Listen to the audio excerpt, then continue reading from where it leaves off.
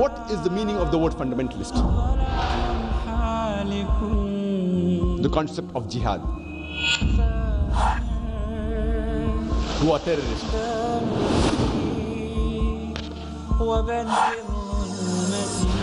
Who marry more than one wife.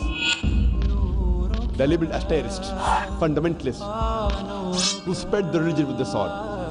These few misconceptions at the back of their mind will prevent them from accepting the beauty of আউযু বিল্লাহি মিনাশ শাইতানির রাজীম বিসমিল্লাহির রহমানির রহিম আল্লাহুম্মা সাল্লি আলা সাইয়্যিদিনা মুহাম্মদ ওয়া আলা আলিহি ওয়া আসহাবিহি ওয়া সাল্লাম। আমার প্রিয় ভাই ও বোনেরা, শ্রদ্ধেয় গুরুজনেরা, আসসালামু আলাইকুম ওয়া রাহমাতুল্লাহি ওয়া বারাকাতুহু। কারমন্ড সেন্টার ম্যানেজমেন্ট কমিটির পক্ষ থেকে আমি শুভেচ্ছা জানাচ্ছি ডাক্তার জাকির নায়েককে, যিনি কুরআন ও তুলনামূলক ধর্মের বিশ্ববিখ্যাত পণ্ডিত। আমি তাকে ব্রাডফোর্ডে স্বাগত জানাই। আমি তাকে জানাতে চাই যে ব্রাডফোর্ডকে ছোট্ট পাকিস্তান বা দি কারি সেন্টার অব দ্য ওয়ার্ল্ড বলতে পেরে আমরা গর্বিত। মূলত তাঁর সাহচর্য ও ইসলামের ওপর তাঁর প্রকৃত জ্ঞান দ্বারা আমরা ধন্য, কারণ এ মুহূর্তে ব্রিটেনের মুসলিম ও অমুসলিমরা কঠিন সময় পার করছে। ভাই জাকির তাঁর জীবনে অনেক উপাধি অর্জন করেছেন, কিন্তু আমি তার ব্যাপারে যা পড়েছি তা থেকে সবচেয়ে উপযুক্ত উপাধি হল আহমদ দিদাত প্লাস। এ মুহূর্তে আমরা সবাই ভাই আহমদ দিদাতের জন্য দোয়া করছি, যিনি গতকাল মারা গিয়েছেন। আল্লাহ সুবহানাহু ওয়া তাআলা তাঁকে জান্নাত দিন, আমিন। এছাড়াও আমি ইসলাম ব্র্যাডফোর্ডকে অভিনন্দন জানাচ্ছি এ অনুষ্ঠানটি আয়োজনের জন্য। যেসব তরুণ এ অনুষ্ঠান আয়োজন করেছে এবং সব কাজের ক্ষেত্রে অগ্রগামী রয়েছে, আমি তাদের কঠোর পরিশ্রম ও উৎসাহের জন্য গর্বিত। তাদের এ প্রচেষ্টার জন্য আল্লাহ তাআলা যথার্থ পুরস্কার দিন। সবশেষে আমি আল্লাহ তাআলার কাছে দোয়া করছি, তিনি যেন আমাদের হৃদয়কে খুলে দেন, যাতে আমরা ডাক্তার জাকির নায়েকের বক্তৃতা থেকে পুরোপুরি উপকার পেতে পারি। জাযাকাল্লাহ খায়ের। বিসমিল্লাহির রহমানির রহিম। বক্তৃতার বিষয় হলো ইসলাম সম্পর্কে ভুল ধারণা। এটা খুবই প্রাসঙ্গিক বিষয়, বিশেষ করে কিশোরদের জন্য। মুসলিম ও অমুসলিম উভয় থেকেই ইসলাম সম্পর্কে অনেক ভুল ধারণা রয়েছে। তাই আলহামদুলিল্লাহ ডাক্তার জাকির নায়েককে দাওয়াত করেছি এসব ভুল ধারণার কিছু দূর করতে। ডাক্তার জাকির নায়েকের পরিচয় হলো, তিনি ভারতের মুম্বাই থেকে এসেছেন। পেশাগতভাবে তিনি মেডিকেল ডাক্তার এবং তিনি খুব পরিচিত আন্তর্জাতিক বক্তা। তিনি সমগ্র বিশ্বে শত শত বক্তৃতা দিয়েছেন। এ বক্তৃতার নিয়ম হলো, ডাক্তার জাকির নায়েক প্রায় 1 ঘন্টা ব্যাপী বক্তৃতা দিবেন, আর তারপর প্রশ্নোত্তর পর্ব রয়েছে। ভাইদের কাছ থেকে প্রশ্ন নেওয়া হবে মাইক থেকে, আর বোনদের কাছ থেকে শুধু কাগজের মাধ্যমে প্রশ্ন নেওয়া হবে। বোনদের কাছে কোনো প্রশ্ন থাকলে তা লিখে ভাইদের নিকট দিবেন। আর দেরি না করে আমি ডাক্তার জাকির নায়েককে অনুরোধ করছি। Alhamdulillah. Wassalatu wassalam ala rasulillah wa ala alihi wa sahbihi ajmain. Amma ba'd. A'udhu billahi minash shaitanir rajim. Bismillahir rahmanir rahim. Udu ila sabili rabbika bil hikma wal mau'izatil hasana wajadil billati ahsan. Rabbi shrah li sadri wa yassir li amri wahlul 'uqdatam min lisani yafqahu qawli. আমার শ্রদ্ধেয় গুরুজনেরা এবং আমার প্রিয় ভাই বোনেরা, আমি সবাইকে স্বাগত জানাই ইসলামিক সম্ভাষণে। আসসালামু আলাইকুম ওয়া রাহমাতুল্লাহি ওয়া বারাকাতুহু। আল্লাহর দয়া, শান্তি ও রহমত সকলের উপরে বর্ষিত হোক। আজকের এই সন্ধ্যার বক্তব্যের বিষয় ইসলাম সম্পর্কে ভুল ধারণা। আমার জন্য এটা আনন্দের বিষয় ব্র্যাডফোর্ডে আবার আসতে পারা। আমি আগে দুবার এসেছি, শেষবার 2002 সালে আর 1999 সালে, শুধু সংক্ষিপ্ত সফরের জন্যই। আলহামদুলিল্লাহ, আমি আনন্দিত পুনরায় ব্র্যাডফোর্ডের মানুষের কাছে আসতে পেরে। এটাকে বলা হয় ইউকের পাকিস্তান, কেউ বলে ব্রাডিস্তান। আজকে ইনশাআল্লাহ আমরা আলোচনা করব ইসলাম সম্পর্কে ভুল ধারণা নিয়ে। এটা প্রত্যেক মুসলিমের দায়িত্ব তার উচিত ইসলামের বাণী প্রচার করা, সত্য ও শান্তির ধর্ম। তাদের কাছে যারা এই ব্যাপারে সচেতন নয়, এটা আবশ্যিক, এটা ফরজ। অন্যদের প্রতি ইসলামের বাণী পৌঁছানোর বিভিন্ন রকম পদ্ধতি বা উপায় আছে। কিছু আছে কম ফলপ্রসূ, আর কিছু আছে বেশি ফলপ্রসূ। অধিকাংশ মুসলিম যে পদ্ধতি বেশি ব্যবহার করে তা হলো অমুসলিমদেরকে ইসলাম সম্পর্কে ভালো ভালো বিষয় বলা। এমনকি ওই অমুসলিম যদি স্বীকারও করে নেয় আপনার বলা ইসলামের ভালো দিকগুলোকে, তবু তার মনের গভীরে সে ভাববে, আচ্ছা তুমি তো সেই মুসলিম যে সন্ত্রাসী, আচ্ছা তুমি তো সেই মুসলিম যে মৌলবাদী, আচ্ছা তুমি তো সেই মুসলিম যে 4টা বিয়ে করো, আচ্ছা তোমরা তো সেই মানুষ যারা তরবারি দিয়ে ধর্ম প্রচার করো। এই কয়েকটা নেতিবাচক বিষয় তার মনের গভীর থেকে ইসলামের সৌন্দর্য গ্রহণ করতে তাকে বাধা দেবে। আমি যা করে থাকি, যখনই কোনো অমুসলিমের সাথে কথা বলি তাকে সরাসরি জিজ্ঞেস করি, আমি ইসলাম ধর্মে আপনি কি সমস্যা খুঁজে পান? আপনার সীমিত জ্ঞান দ্বারা, হোক ভুল বা সঠিক, ইসলামে আপনি কি সমস্যা খুঁজে পান? আর আমি আশ্বস্ত করি যে ইসলামের বিরুদ্ধে কথা বলতে পারেন, ইসলামের সমালোচনা করতে পারেন, আশ্বস্ত করে বলি যে কোনো প্রশ্ন করতে পারেন, ইসলামে আপনি কি সমস্যা খুঁজে পান। আর আশ্বস্ত করার পরে ওই অমুসলিম কমপক্ষে 3টা অথবা 4টা প্রশ্ন করতে পারে। আর যে অভিজ্ঞতা আমার আছে 1 দশকেরও বেশি সময়ের, আমি বুঝতে পেরেছি প্রায় 20টা খুবই কমন প্রশ্ন ওদের কাছে আছে যা একজন অমুসলিম করতে পারে। আর যখন সে 3টা বা 4টা প্রশ্ন জিজ্ঞেস করে, আপনা আপনি সে প্রশ্নগুলো ওই 20টা প্রশ্নের মধ্যেই পড়ে যায়।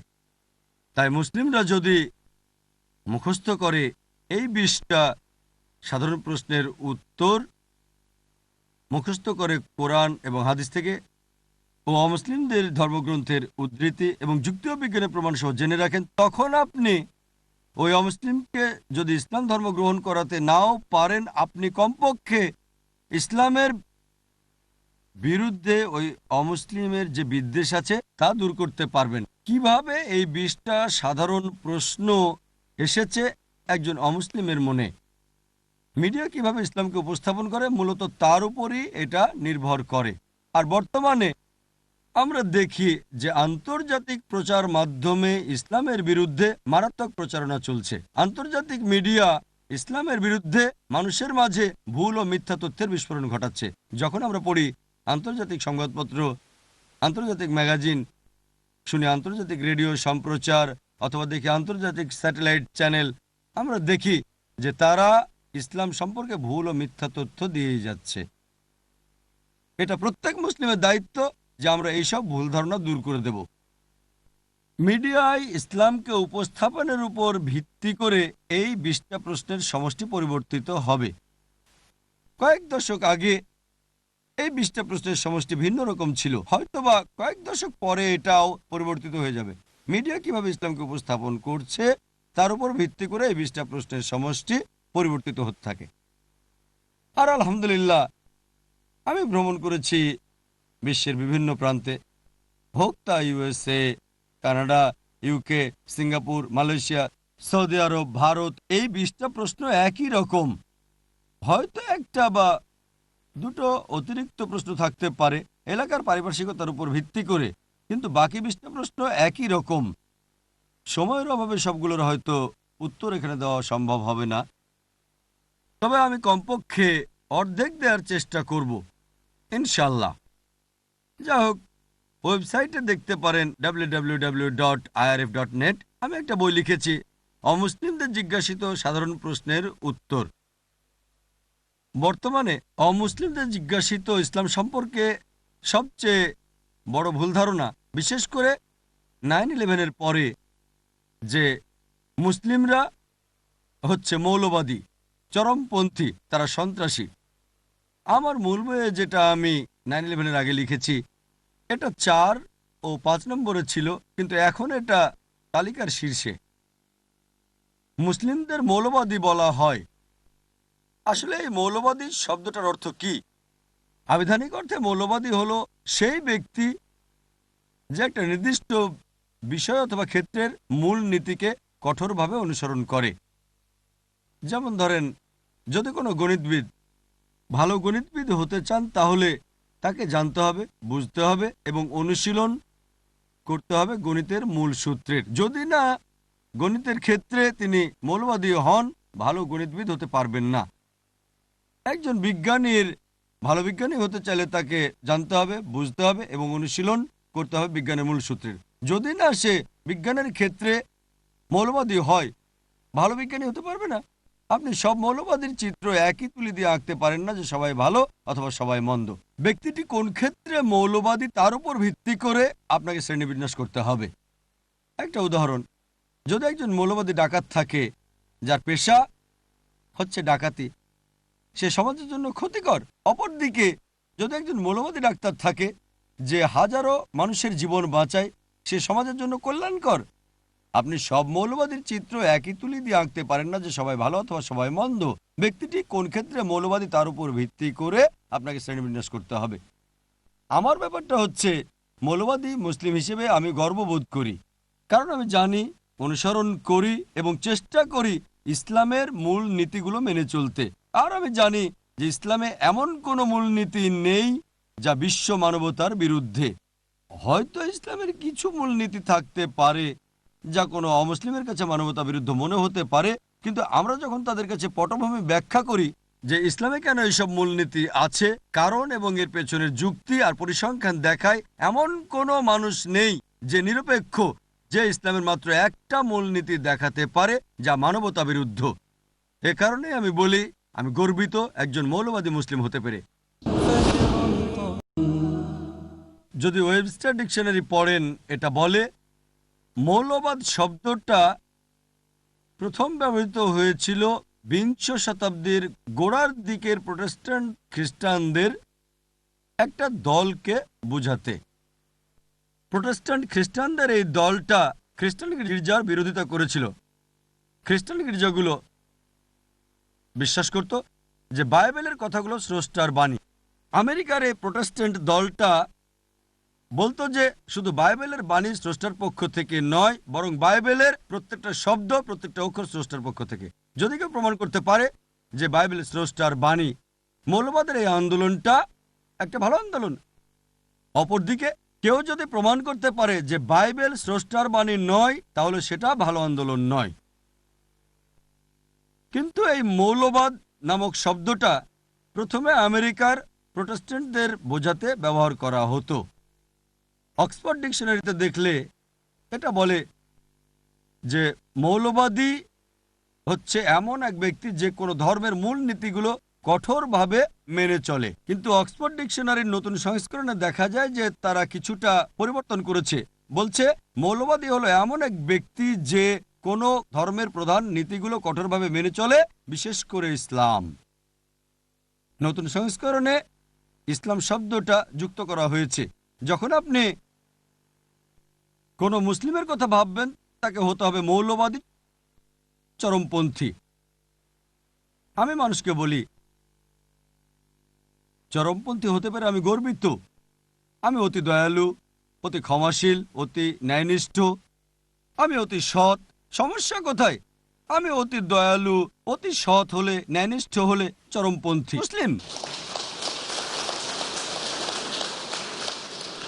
কোরআন আমাদের শিক্ষা দেয়, আল্লাহর কালাম সর্বশক্তিমান স্রষ্টার সর্বশেষ চূড়ান্ত টেস্টামেন্ট, এটা বলছে যে প্রত্যেক মুসলিমকে অতি দয়ালু, অতি ন্যায়নিষ্ঠ, অতি সৎ, অতি ক্ষমাশীল, অতি মায়াময় হতে হবে। সমস্যা কি? চরম হতে সমস্যা কোথায়? কিন্তু আমাদের চরম হতে হবে সঠিক পথে। আমরা মিডিয়াতে দেখি তারা বলে মুসলিমরা চরমপন্থী। হ্যাঁ, আমি অবশ্যই চরমপন্থী মুসলিম, অন্য কোনো চরমপন্থী নয়, চরমপন্থী মুসলিম।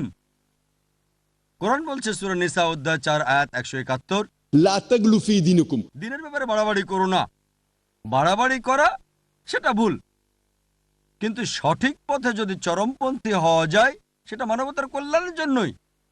আমাদের হওয়া উচিত নয় চরম নির্দয়, চরম অন্যায়কারী, চরম অসৎ, চরম নিষ্ঠুর। চরমপন্থী হতে হবে সঠিক পথে। বর্তমানে মুসলিমদের সমস্যাটা হচ্ছে যেহেতু মিডিয়া আক্রমণ করছে, আমরা কুণ্ঠিত হয়ে যাই। জানেন আমি মৌলবাদী নই, আমি চরমপন্থী নই, এমন আত্মরক্ষা করছি কেন? কেন আত্মরক্ষা করছি? বিশেষ করে 9/11-এর পরে দেখা যায় অনেক মুসলিমই আচরণ পরিবর্তন করেছে, বেশ কুণ্ঠাবোধ করে। কেন? আমাদের সাথে দিনুল হক আছে, সত্যের ধর্ম, যা সকলের শান্তির ধর্ম। মুসলিমদের সন্ত্রাসী বলা হয়। সন্ত্রাসী শব্দটার অর্থ কি? আবিধানিক অর্থে সন্ত্রাসী হচ্ছে যে ব্যক্তি আতঙ্ক সৃষ্টি করে। যখনই কোনো ডাকাত একজন পুলিশকে দেখে সে আতঙ্কিত হয়ে যায়, তাই একজন পুলিশ ডাকাতের জন্য সন্ত্রাসী। এই দৃষ্টিতে প্রত্যেক মুসলিমকেই সন্ত্রাসী হতে হবে। যখনই কোনো ডাকাত একজন মুসলিমকে দেখবে আতঙ্কিত হয়ে যাবে। কোনো ধর্ষক একজন মুসলিমকে দেখলে আতঙ্কিত হবে। যখনই সমাজবিরোধী দুষ্কৃতিকারীরা মুসলিমকে দেখবে আতঙ্কিত হয়ে পড়বে। মুসলিমদের উচিত সমাজবিরোধী দুষ্কৃতিকারীকে আতঙ্কিত করা। আর এটাই আল্লাহ পবিত্র কোরআনে বলেছেন সূরা আনফাল অধ্যায় 8 আয়াত নাম্বার 60, যারা সত্যকে করে প্রত্যাখ্যান তাদের আতঙ্কিত কর সমাজবিরোধীরা। আর এই শব্দটা আমি আমার নিজের থেকে ব্যবহার করছি না। বোম্বেতে কয়েক বছর আগে একটা কাগজে শিরোনাম হয়েছিল এটা। একজন ইন্সপেক্টর ছিল, নাম ইন্সপেক্টর আংগ্রে। খবরটা ছিল ইন্সপেক্টর আংগ্রে দুষ্কৃতিকারীদের আতঙ্কিত করে তুলেছে। আর এটাই হচ্ছে ভাষা প্রত্যেকটা দেশের। তবে আমি জানি সন্ত্রাসী শব্দটা বিশেষ করে ব্যবহৃত হয় এমন লোকের জন্য যে সাধারণ মানুষকে আতঙ্কিত করে তোলে, যে সাধারণ মানুষদের উপর অত্যাচার করে। এই দৃষ্টিতে কোনো মুসলিমেরই কোনো মানুষকে আতঙ্কিত করা উচিত নয়, হোক মুসলিম বা অমুসলিম। কোনো মানুষকে আতঙ্কিত করা ইসলামে বৈধ নয়। অধিকাংশ সময় দুটি ভিন্ন লেভেল দেওয়া হয় একই ব্যক্তিকে একই কাজের জন্য।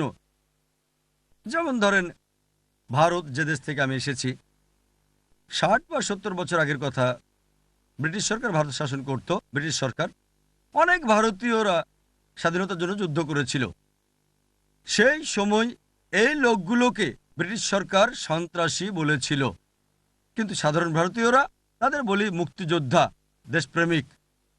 একই মানুষ, একই কাজ, দুটো ভিন্ন লেভেল।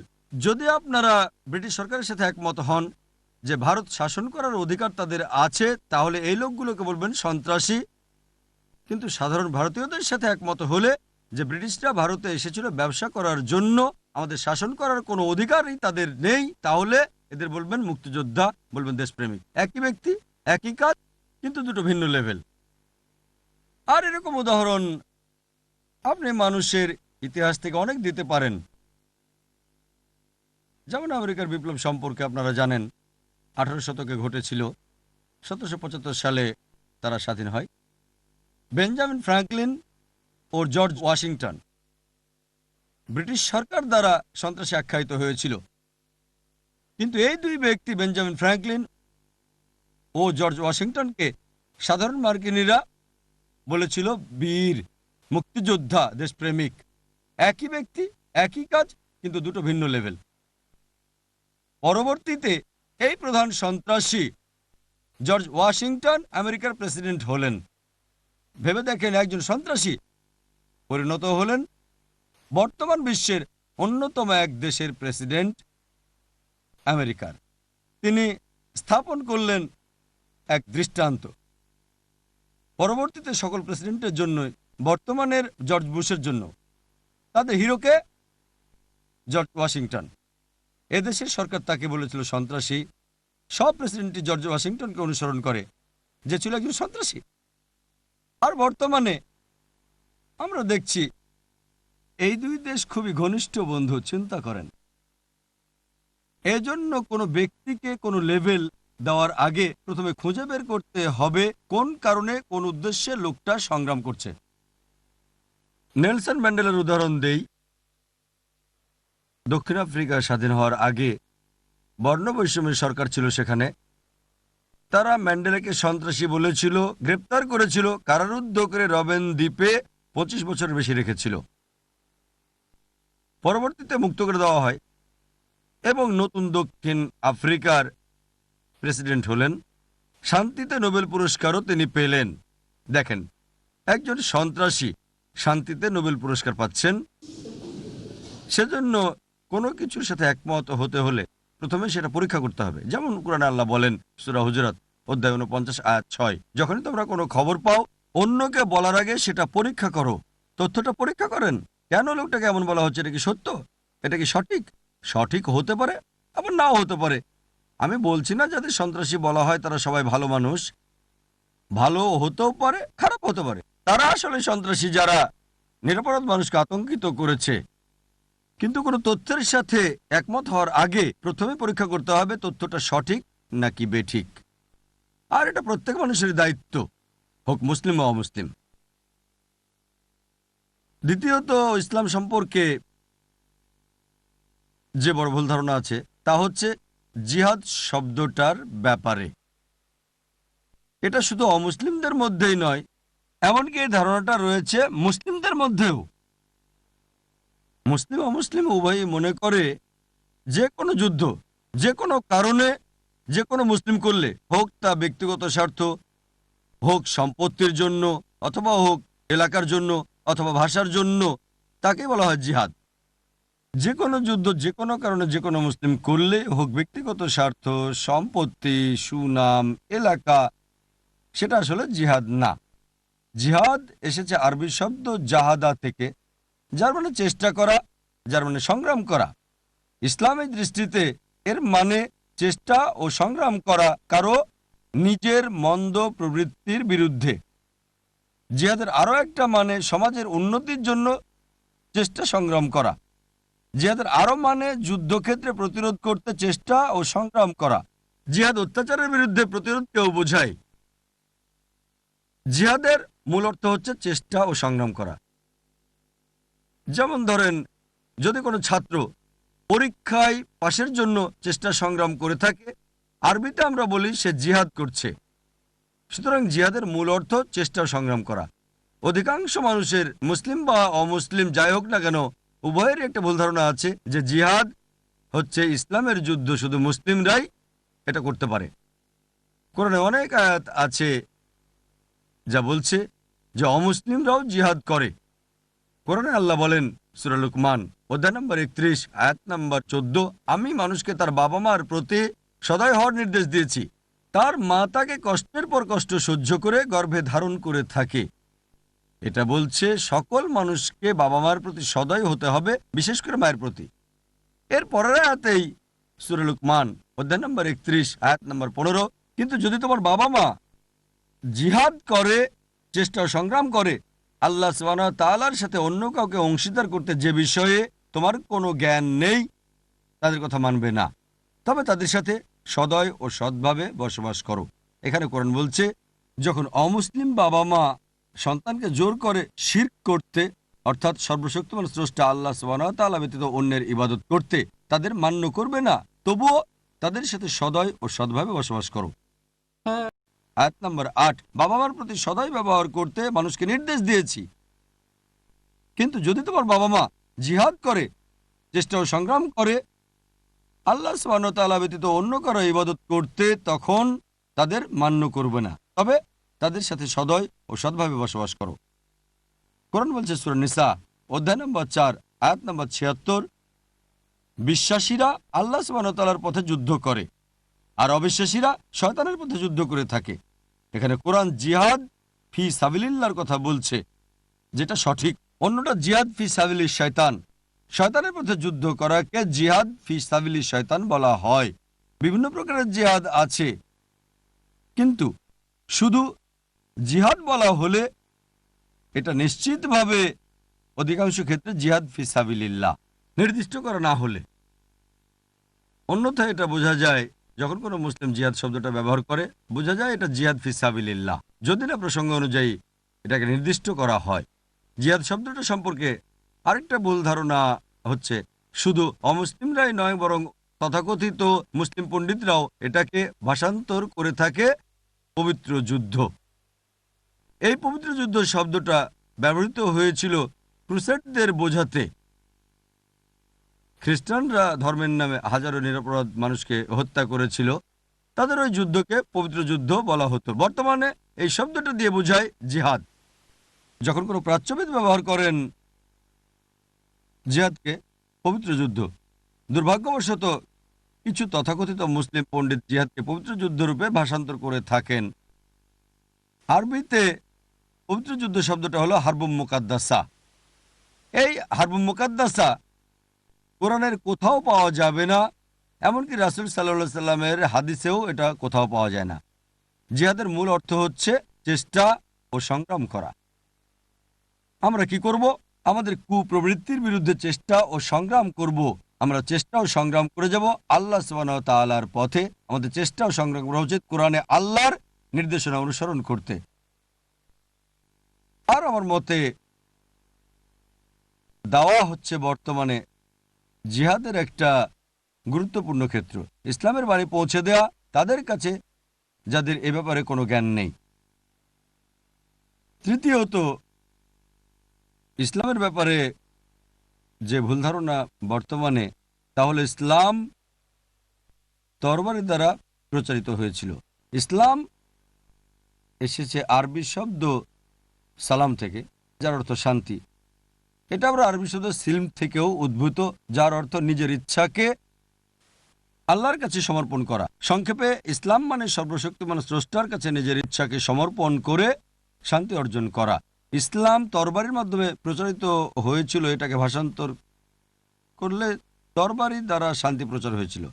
এটা বরং স্ববিরোধী হচ্ছে, তরবারি দ্বারা শান্তি প্রচারিত হয়েছিল।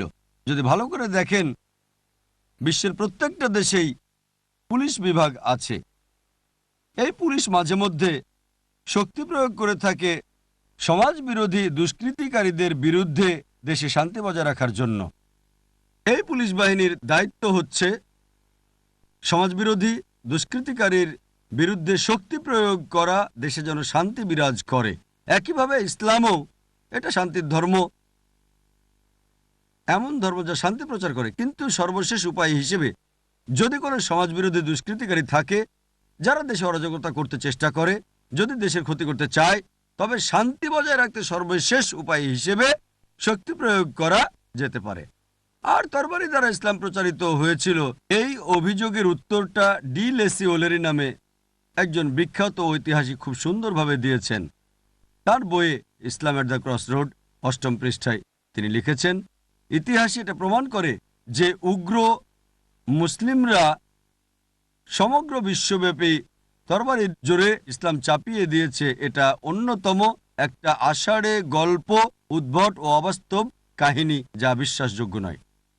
উগ্র মুসলিমরা সমগ্র বিশ্বব্যাপী তরবারির জোরে ইসলাম প্রচার করেছে। এটা একটা আষাঢ়ে গল্প, উদ্ভট ও অবাস্তব কাহিনী, যা ঐতিহাসিকরা বারবার বলেছেন। আমরা মুসলিমরা স্পেনকে ৮০০ বছর শাসন করেছি। পরবর্তীতে ক্রুসেডরা এসে মুসলিমদের তাড়িয়ে দেয়। একজন মুসলিমও ছিল না যে প্রকাশ্যে আজান দিতে পারত। আর আমরা মুসলিমরাই আরব ভূমিকে শাসন করছি ১৪০০ বছর ধরে। ব্রিটিশরা কয়েক বছর ছিল, কয়েক বছর ফরাসিরাও ছিল। সর্বোপরি আমরাই এখন পর্যন্ত আরব ভূমির প্রধান হয়ে গত ১৪০০ বছর শাসন করছি। এমনকি আজও আরবে ১৪ মিলিয়নের বেশি আরব আছে যারা কপ্টিক খ্রিস্টান। কপ্টিক খ্রিস্টান মানে বংশ পরম্পরায় খ্রিস্টান। আর এই ১৪ মিলিয়ন আরব কপ্টিক খ্রিস্টান, তারাই শাহাদা দিচ্ছে, সাক্ষ্য দিচ্ছে যে ইসলাম তরবারি দ্বারা প্রচারিত হয়নি। আমরা মুসলিমরা ভারত শাসন করেছে ১০০০ বছরেরও বেশি। আর বর্তমানে ৮০ ভাগের বেশি ভারতীয়রা হচ্ছে অমুসলিম। ভারতের এই ৮০ ভাগের বেশি অমুসলিম শাহাদা দিচ্ছে ইসলাম তরবারি দ্বারা প্রচারিত হয়নি। যদি চাইতাম তাহলে প্রত্যেক অমুসলিমকে তরবারির জোরে ইসলাম গ্রহণ করতে বাধ্য করা যেত, তা আমরা করিনি। ইসলাম এটা করার অনুমতি দেয় না। এই ৮০ ভাগের উপরে ভারতের ৮০ মিলিয়ন অমুসলিম, তারা সাক্ষ্য দিচ্ছে, শাহাদা দিচ্ছে যে ইসলাম তরবারি দ্বারা প্রচারিত হয়নি। বর্তমানে যে দেশে সবচেয়ে বেশি মুসলিম আছে সেটা ইন্দোনেশিয়া। ২০০ মিলিয়নেরও বেশি মুসলিম। কোন মুসলিম আর্মি ইন্দোনেশিয়ায় গিয়েছিল? মালয়েশিয়ায় গিয়েছিল, যেখানে ৫০ ভাগেরও বেশি মুসলিম আছে। আফ্রিকার পূর্ব উপকূলে কোন মুসলিম আর্মি গিয়েছিল? কোন তরবারি? এটা বুদ্ধির তরবারি। থমাস কার্লাইল, বিখ্যাত ঐতিহাসিক, তার বই হিরোজ অ্যান্ড হিরো ওয়ারশিপে লিখেছেন, তার মতে নবী মুহাম্মদ সাল্লাল্লাহু আলাইহি সাল্লাম ছিলেন ১ নম্বর। তাই তরবারি পেতে হবে। সেই তরবারি পাবেন কোথায়? প্রথমে প্রত্যেক মতাদর্শ একজন ব্যক্তির মাথায় আসে, আর যদি শুধু একজনও তা বিশ্বাস করে, তবে সে তরবারি নিয়ে প্রচার করা আপনি শুরু করে দেন। প্রথমে তরবারি খুঁজতে হবে। থমাস কার্লাইল বুদ্ধির তরবারির কথা বলেছেন, যেমন কোরআনে আল্লাহ বলেছেন সূরা নাহাল অধ্যায় নম্বর 16 আয়াত নম্বর 125। আমার বক্তব্যের শুরুতে আয়াতটা বলেছি। আল্লাহ বলেন, উদু ইলা সাবিলি রাব্বিকা বিল হিকমা ওয়াল মুআযিতাল হাসানা ওয়াজাদিল বিল্লাতি আহসান। মানুষকে তোমার প্রতিপালকের পথে আহ্বান করো, হিকমত ও সদুপদেশ দ্বারা তাদের যুক্তি দেখাও, তাদের সাথে তর্ক করো সবচেয়ে উত্তম ও গ্রহণযোগ্য পন্থায়। একটা প্রবন্ধ ছিল 1984 সালে রিডার্স ডাইজেস্ট পত্রিকায়, সেটা ছাপা হয়েছিল। দ্য প্লেন ট্রুথ ম্যাগাজিনে ছাপা হয়েছিল। এটাতে 50 বছরে প্রধান ধর্মগুলোর অনুসারী বৃদ্ধির পরিসংখ্যান ছেপেছিল 1934 থেকে 1984 পর্যন্ত। আর সবচেয়ে বেশি বৃদ্ধি পেয়েছিল ইসলামের অনুসারী 235%, খ্রিস্টান ধর্ম মাত্র 47%। একটা প্রশ্ন করছি, 1934 সাল থেকে 1984 এই দীর্ঘ 50 বছরের মধ্যে কোন যুদ্ধ হয়েছিল যা অমুসলিমদেরকে ইসলাম গ্রহণে বাধ্য করেছে? কোন যুদ্ধ? বর্তমানে আমেরিকায় দ্রুত প্রসার লাভকারী ধর্ম হচ্ছে ইসলাম, ইউরোপে দ্রুত প্রসার লাভকারী ধর্ম হচ্ছে ইসলাম। আমি জিজ্ঞেস করছি, কে এই সব মার্কিনীদের তরবারির জোরে ইসলাম গ্রহণে বাধ্য করছে? কে ইউরোপিয়ানদের, ব্রিটিশদের তরবারির জোরে ইসলাম গ্রহণে বাধ্য করছে? আমরা জানি মিডিয়া সব সময় বলে যে ইসলাম নারীদের অবমূল্যায়ন করে। এটা কি জানেন? ইসলাম গ্রহণকারী মানুষদের মধ্যে, হোক আমেরিকায় বা ইউরোপে অথবা বিশ্বের যে কোনো প্রান্তে, 2/3 নারী। ইসলাম যদি নারীদের অবমূল্যায়ন করে, তাহলে মার্কিন নারীরা কেন ইসলাম গ্রহণ করবে? ইউরোপীয় নারীরা কেন ইসলাম গ্রহণ করবে? কারণ তারা জানে যে ইসলামে আছে মানবতার সমস্যার সমাধান।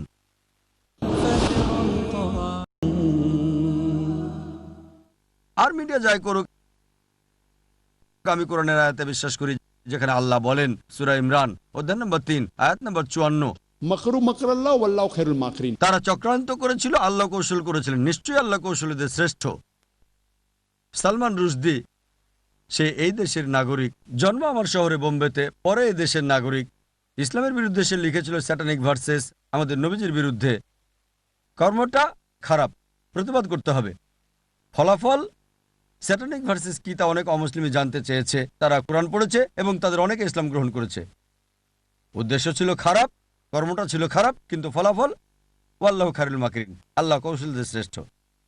11ই সেপ্টেম্বরে যা ঘটেছিল ওয়ার্ল্ড ট্রেড সেন্টারে, 5000-এর বেশি নিরপরাধ মানুষ মারা গিয়েছিল। এটা অন্যায়, প্রতিবাদ করতে হবে।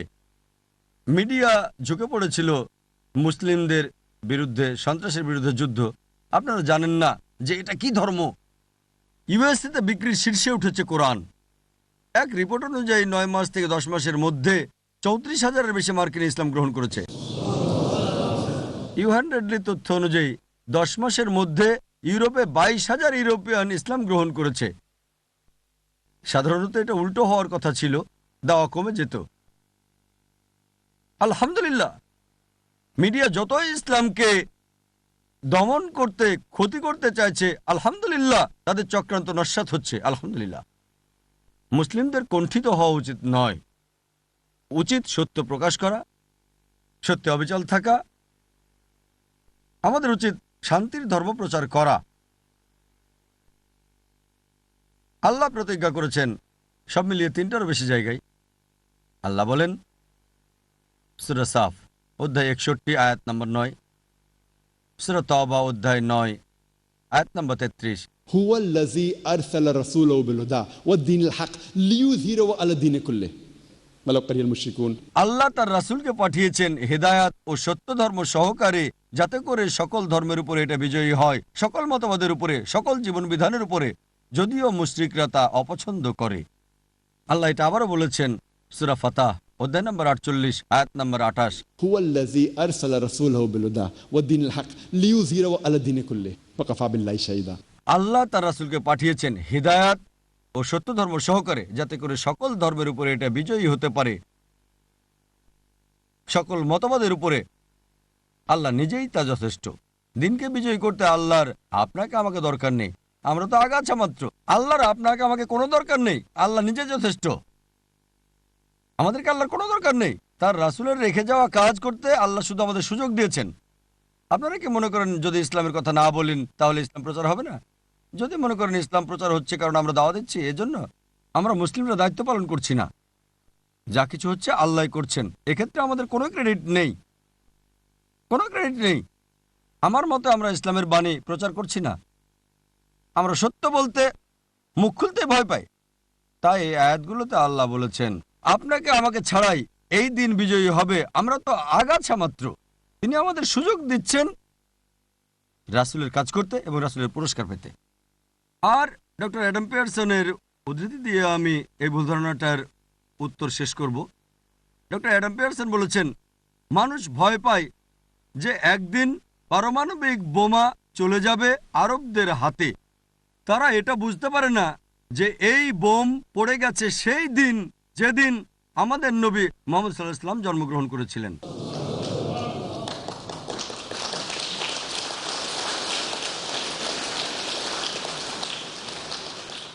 মুসলিমদের জিজ্ঞাসিত চতুর্থ প্রশ্ন, ইসলাম কেন পুরুষকে একের অধিক বিয়ের অনুমতি দেয়?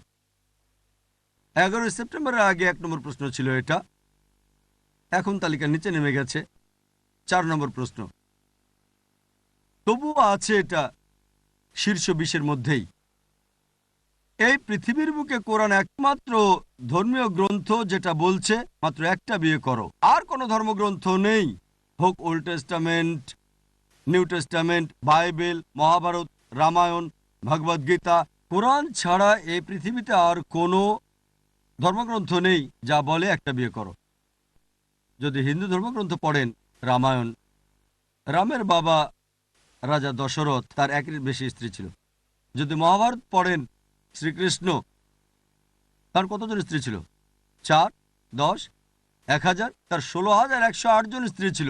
শ্রীকৃষ্ণের যদি 16,108 জন স্ত্রী থাকতে পারে, তাহলে কেন মুসলিমদের 4 জন থাকতে পারবে না বলেন? যদি ওল্ড টেস্টামেন্ট পড়েন, ইব্রাহিম আলাইহিস সালামের 3 জন স্ত্রী ছিল, সুলাইমান আলাইহিস সালামের 700 জন স্ত্রী ছিল।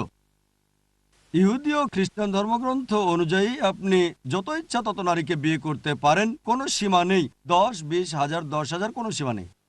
পরে খ্রিস্টান গির্জা একটা নিয়ম করেছে যে খ্রিস্টানদের মাত্র একটা বিয়ে করতে হবে, এবং ইহুদিদের প্রধান রাবাই গারসাম বেন ইয়াহুদা ফরমান জারি করেন 950 থেকে 1030 খ্রিস্টাব্দ পর্যন্ত। এই ফরমান জারি করেন যে ইহুদিরা কেবল একটা বিয়ে করতে পারবে। যদি ইহুদিদের বিভিন্ন সমাজ পর্যবেক্ষণ করে দেখেন যারা মুসলিমদের মাঝে বাস করে, 1950 সাল পর্যন্ত তারা একের অধিক বিয়ে করে থাকত। একইভাবে হিন্দু ধর্মগ্রন্থ, খ্রিস্টান ধর্মগ্রন্থ ও ইহুদি ধর্মগ্রন্থ অনুযায়ী যত ইচ্ছা তত বিয়ে করতে পারে। এমনকি হিন্দু ধর্মগ্রন্থ 1954 সালে ভারত সরকার একটা আইন করে, যা হিন্দু বিশেষ বিবাহ আইন 1954 বলে পরিচিত। এটা বলছে হিন্দুরা মাত্র একটা বিয়ে করতে পারে, কিন্তু তাদের ধর্মগ্রন্থ যত ইচ্ছা তত বিয়ে করতে অনুমতি দিচ্ছে। ইসলামে নারীর মর্যাদা বিষয়ে সরকারের একটা রিপোর্ট অনুযায়ী 66 ও 67 পৃষ্ঠায় বলা হয়েছে যে ভারতীয় মুসলিমদের মধ্যে বহুবিবাহের হার 1951 থেকে 61 সাল পর্যন্ত ছিল 4.31%, আর হিন্দুদের একই সময়ে অর্থাৎ ওই 10 বছরে ছিল 5.06%। তাহলে হিন্দুরা বেশি মুসলিমদের চেয়ে 0.75 বা 3/4। যদিও ভারত সরকার এটা অনুমতি দেয়নি, তারা মুসলিমদের চেয়ে বেশি বহুবিবাহ করে। আসুন দেখি কোরআন কি বলছে। কোরআন বলছে সূরা নিসা অধ্যায় নম্বর 4 আয়াত 3, বিয়ে করো তোমার পছন্দের নারীকে 2, 3 অথবা 4। যদি সুবিচার করতে না পারো তাহলে একটা করো। যদি সুবিচার করতে না পারো তাহলে একটা বিয়ে করো। এই কথাটা শুধু কোরআনে বলা হয়েছে, অন্য কোনো ধর্মগ্রন্থে না। আপনি পছন্দ মতো 2, 3 বা 4টা বিয়ে করতে পারেন, কিন্তু যদি সুবিচার করতে না পারেন তাহলে একটা। কোরআন বলছে সূরা নিসা অধ্যায় 4 আয়াত 129, তোমার স্ত্রীদের প্রতি সমান বিচার করতে পারবে না, তাদের সবার থেকে মুখ ফিরিয়ে নিও না। তার মানে কঠিন, অর্থাৎ 4টা বিয়ে করা ইসলামে আবশ্যিক বা ফরজ না। অনেকেই মনে করে একাধিক বিয়ে করা ফরজ। এটা ঐচ্ছিক, করতে পারেন, অনুমতি আছে সর্বোচ্চ 4টা।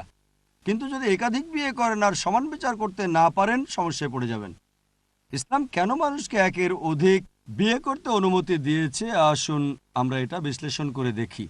প্রাকৃতিকভাবেই ছেলে মেয়ে একই অনুপাতে জন্মগ্রহণ করে, কিন্তু বর্তমান চিকিৎসা বিজ্ঞান বলছে যে মেয়ে শিশুর বেশি রোগ প্রতিরোধ ক্ষমতাটা ছেলে শিশুর চেয়ে।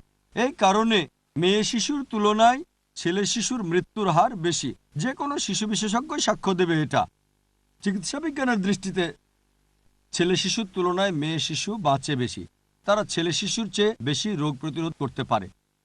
তাই শিশুদের মধ্যেও ছেলের তুলনায় মেয়ের সংখ্যা বেশি থাকে, বড় হতে থাকে। আর ধূমপানের কারণে, মাদকের কারণে, অ্যালকোহল, দুর্ঘটনার কারণে, যুদ্ধের কারণে নারীর চেয়ে পুরুষ বেশি মারা যায়। আর মানুষের গড় আয়ু পুরুষের তুলনায় নারীর বেশি। আর বর্তমান বিশ্বে পুরুষের চেয়ে নারীর সংখ্যা অনেক বেশি। ভারতের মতো তৃতীয় বিশ্বের কিছু দেশ ব্যতীত এক্ষেত্রে পুরুষের তুলনায় নারীর সংখ্যা কম। এর প্রধান কারণ হচ্ছে মেয়ে শিশু হত্যা করা। বিবিসিতে একটা অনুষ্ঠান করেছিলেন সাংবাদিক এমিলি বেকানান, নাম ছিল অ্যাসাইনমেন্ট, পর্বের নাম ছিল লেট হার ডাই। তিনি বলেন যে প্রত্যেক দিন ইন্ডিয়াতে নারী ভ্রূণ চিহ্নিত করে ৩,০০০-এরও বেশি ভ্রূণ হত্যা করা হচ্ছে। এটাকে যদি ৩৬৫ দিয়ে গুণ করেন, প্রতি বছর ১ মিলিয়নেরও বেশি নারী ভ্রূণ চিহ্নিত করে হত্যা করা হচ্ছে।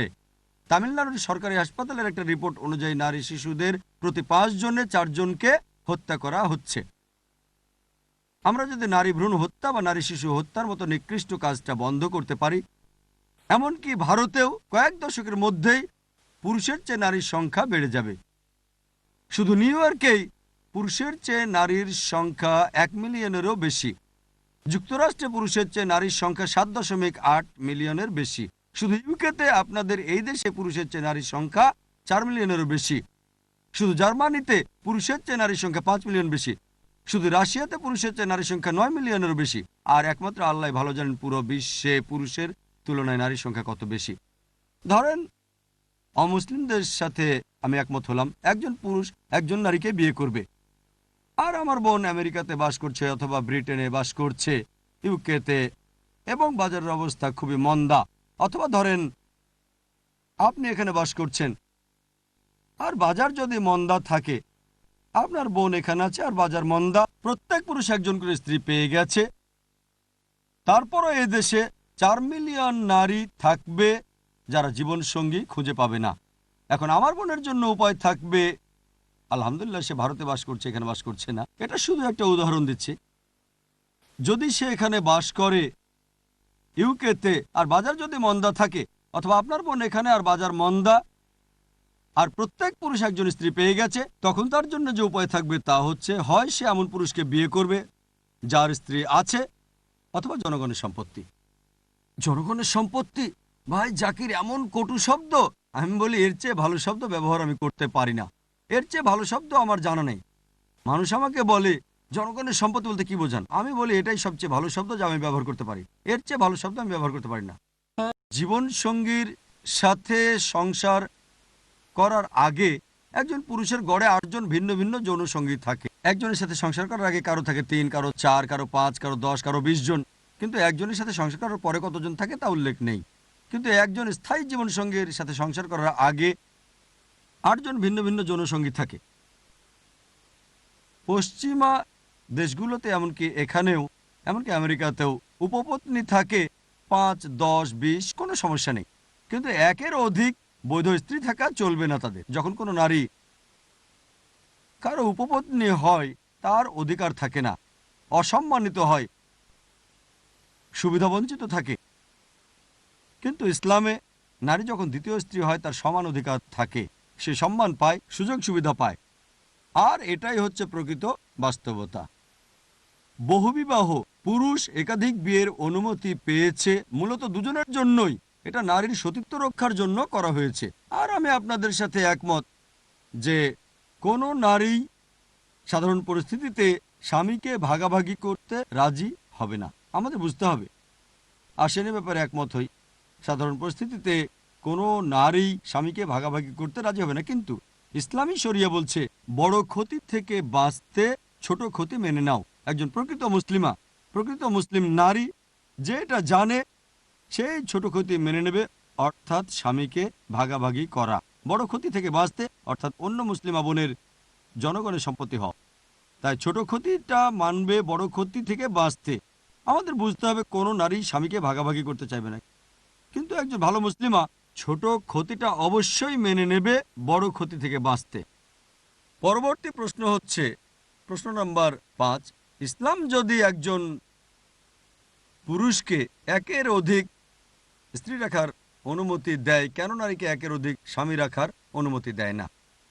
কিন্তু প্রাকৃতিকভাবে পরিসংখ্যান বলছে এটার অনুমতি দেওয়া হলে অনুপাতটাকে উল্টে দিতে হবে। কিন্তু প্রধান উত্তর হচ্ছে যে একজন পুরুষের যদি একাধিক স্ত্রী থাকে এবং সন্তান জন্ম হয়, সহজে শনাক্ত করতে পারবেন কে বাবা আর কে মা। কিন্তু একজন নারীর যদি একাধিক স্বামী থাকে, ধরেন দুজন স্বামী, একজন সন্তান জন্ম হলো, মাকে শনাক্ত করতে পারবেন কিন্তু বাবাকে শনাক্ত করতে পারবেন না। স্কুলে ভর্তি করতে যান যদি, সেখানে বাবার নাম লিখতে বললে হয়তো তখন দুজনের নামে লিখতে হবে। বর্তমানে মনস্তাত্ত্বিকগণ বলেন বাচ্চারা যদি বাবা আর মার নাম না জানে, একজনের অথবা উভয়েরই, তাহলে তাদের বাল্যকালটা ভালো হয় না।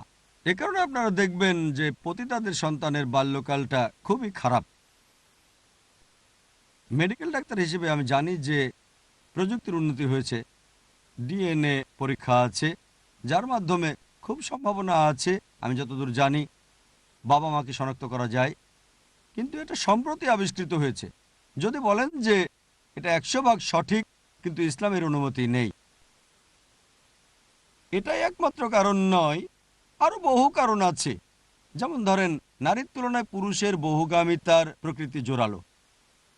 শারীরিক যোগ্যতায় একজন পুরুষ একাধিক স্ত্রীর দায়িত্ব নিতে পারে, একজন স্ত্রী কিন্তু একাধিক স্বামীর দায়িত্ব পালন করতে পারে না, কারণ মাসিক ঋতুর সময় তার মানসিক পরিবর্তন দেখা যায়। এ কারণে হাদিস বলছে রজস্রাবের কালে স্ত্রীর প্রতি সদয় হতে হবে। অনেক কিছুই করা যাবে না, আপনি তালাক দিতে পারবেন না। ভেবে দেখেন এই পরিস্থিতিতে যদি সে একাধিক স্বামীর স্ত্রী হয়, তাহলে সবার দায়িত্ব সে পালন করতে পারবে না। উপরন্তু বিজ্ঞান আমাদের বলছে যে যদি একজন নারীর একাধিক যৌনসঙ্গী থাকে এবং সবার সাথে মেলামেশা করে থাকে, তখন যৌন সংক্রামক ব্যাধিতে আক্রান্ত হওয়ার সম্ভাবনাটা প্রবল থাকে। ফলে স্বামীরাও সংক্রমিত হবে। এটা পুরুষের ক্ষেত্রে ঘটে না। একজন পুরুষের যদি একাধিক যৌনসঙ্গী থাকে এবং সবার সাথে মেলামেশা করে থাকে, তখন এরকম হয় না। এটা চিকিৎসা বিজ্ঞান। আল্লাহ তার অসীম জ্ঞানে জানেন। এ কারণে আমি উল্লেখ করছি সূরা নিসা অধ্যায় 4 আয়াত নম্বর 24, বিবাহ বন্ধনে আবদ্ধ নারীকে বিয়ে করো না। ষষ্ঠ অভিযোগ বা ভুল ধারণা হচ্ছে ইসলাম পর্দায় রেখে নারীদের অবমূল্যায়ন করে থাকে, হিজাব। এই উত্তরটা নিয়ে আলোচনা করার আগে পটভূমি জানতে হবে। যখন ব্যাবিলনীয় সভ্যতার ইতিহাস পড়ি, আমরা দেখি যে কোনো পুরুষ কাউকে হত্যা করলে তার শাস্তির বদলে তার স্ত্রীকে মৃত্যুদণ্ড দেওয়া হতো। আমরা যখন গ্রিক সভ্যতার ইতিহাস পড়ি, নারীরা অধিকার বঞ্চিত ছিল, নিপীড়িত ছিল। তারা একটা কাল্পনিক নারীতে বিশ্বাস করত যার নাম ছিল পান্ডোরা, যে সমাজের সকল দুর্ভাগ্যের কারণ ছিল। পতিতাবৃত্তি ছড়িয়ে পড়েছিল। রোমান সভ্যতার ইতিহাস দেখি নারীরা শুধু যৌনতা আর উপভোগের বস্তু ছিল। পতিতাবৃত্তি ও নগ্নতার ব্যাপক প্রসার ছিল। মিশরীয় সভ্যতায় নারীকে ডাইনি ও শয়তানের প্রতীক হিসেবে গণ্য করা হতো। আরব সভ্যতায় কোরআন নাজিল হওয়ার আগে মেয়ে শিশু জন্মালে তাকে জীবন্ত পুঁতে ফেলা হতো। আলহামদুলিল্লাহ সুম্মা আলহামদুলিল্লাহ, কোরআন নাজিল হওয়ার পরে আরব ভূমিতে নিকৃষ্ট কর্মকাণ্ড বন্ধ হয়েছিল, কিন্তু দুর্ভাগ্যবশত এই বর্বরতা এখনো বহু দেশে চলছে, এমনকি ভারতেও, যেখান থেকে আমি এসেছি। ইসলাম নারীর জন্য হিজাবের বিধান দিয়েছে অবমূল্যায়ন নয়, মর্যাদা বৃদ্ধির জন্য। কোরআন এবং নবী মুহাম্মদ সাল্লাল্লাহু আলাইহি সাল্লাম উভয়ই মূলত প্রধান পৃষ্ঠপোষক ইসলামে নারীর মর্যাদা বৃদ্ধি করায়। তারা এমন পথ দেখিয়েছে যে নারীদের অধিকার দেওয়ার পরে ইসলামে নারীর অধিকার বিষয়ে আমার লেকচার দেখতে পারেন। তারা পথও দেখিয়েছে কিভাবে অধিকার রক্ষা করতে হয়। শুধু অধিকার দেওয়া যথেষ্ট নয়, অধিকার রক্ষার উপায়ও দেখিয়েছে।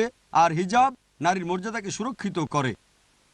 অনেক বক্তা হিজাব সম্পর্কে কথা বলে, নারীর জন্য হিজাব, নারীর জন্য, কিন্তু আল্লাহ সুবহানাহু ওয়া তাআলা কোরআনে প্রথমে বলেছেন পুরুষের হিজাবের কথা, তারপর নারীর কথা। আল্লাহ কোরআনে বলেন সূরা নূর অধ্যায় নম্বর 34 আয়াত নম্বর 30, মুমিন পুরুষদের বলো যেন দৃষ্টি নত করে, লজ্জাস্থানের হেফাজত করে। যখনই একজন পুরুষ কোনো নারীকে দেখে এবং কোনো অসৎ চিন্তা, কুচিন্তা তার মাথায় আসে, সে দৃষ্টি নত করবে। একবার এক মুসলিম এক মেয়ের দিকে অনেকক্ষণ তাকিয়েছিল। বললাম, আপনি কি করছেন? ইসলামে তো এটা অনুমতি নেই। তিনি আমাকে বললেন, প্রিয় নবী বলেছেন প্রথমবার দেখা যাবে, দ্বিতীয়বার নিষিদ্ধ। আমি অর্ধেক দেখাই শেষ করিনি।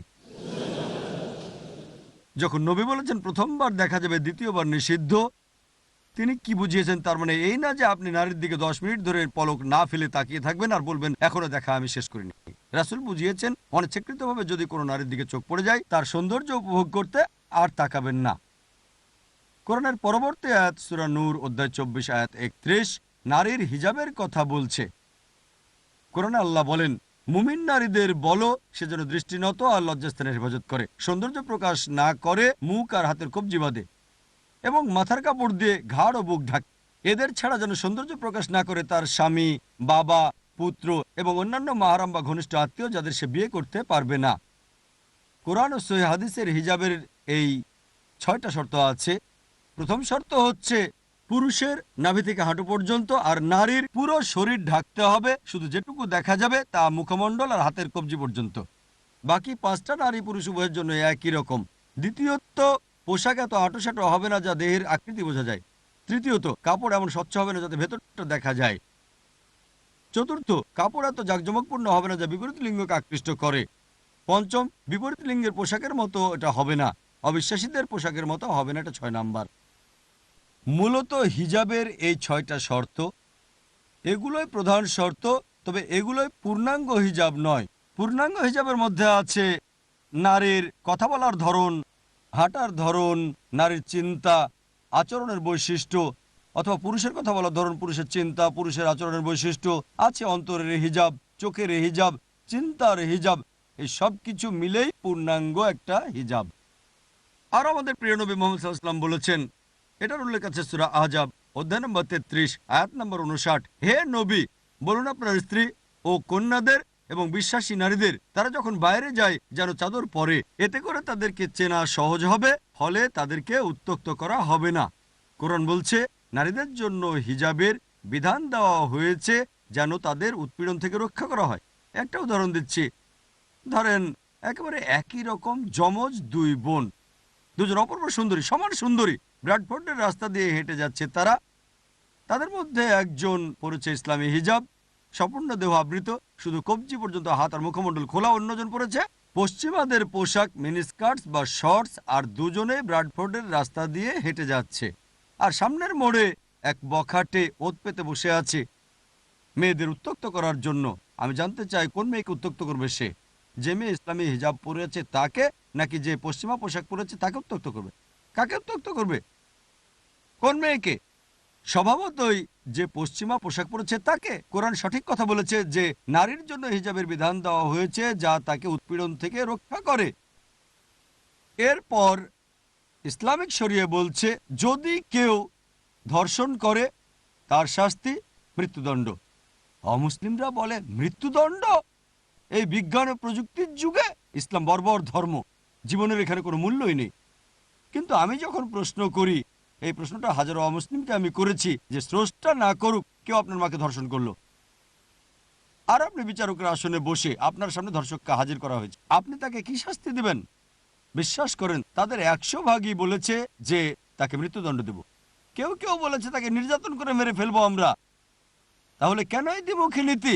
আপনার মাকে ধর্ষণ করলে মৃত্যুদণ্ড দিবেন, কিন্তু অন্যের মাকে ধর্ষণে মৃত্যুদণ্ড দিলে বলেন এটা বর্বর আইন। কেন এই দ্বিমুখী নীতি? আমেরিকাকে বিশ্বের মধ্যে সবচেয়ে উন্নত দেশ বলে ধরা হয়ে থাকে। এটা কি জানেন? অন্যান্য দেশের তুলনায় ধর্ষণের হারও এখানেই সবচেয়ে বেশি। 1990 সালের FBI এর পরিসংখ্যান এটা বলছে যে শুধু 1990 সালেই প্রতিদিন গড়ে 1756টা কেস ছিল ধর্ষণের। US ডিপার্টমেন্ট অব জাস্টিসের ক্রাইম ব্যুরোর পরিসংখ্যান অনুযায়ী 6 বছর পরে 1996 সালে প্রতিদিন গড়ে 2713টা কেস ছিল ধর্ষণের। 1990 সালে 1756টা ছিল, 1996 সালে 2713টা কেস। হয়তো আমেরিকানরা সাহসী হয়ে গেছে আরো। অর্থাৎ আমেরিকাতে প্রতি 32 সেকেন্ডে একটা ধর্ষণ হচ্ছে। আমরা এই অডিটোরিয়ামে প্রায় 1 ঘন্টারও বেশি সময় ধরে আছি এবং আমেরিকাতে হয়তো এর মধ্যে 100টারও বেশি ধর্ষণ হয়ে গেছে। আমরা যতক্ষণ এখানে আছি, যতক্ষণ আমরা এই অডিটোরিয়ামে বসে আছি, আমেরিকাতে 100-র বেশি ধর্ষণ হয়ে গেছে।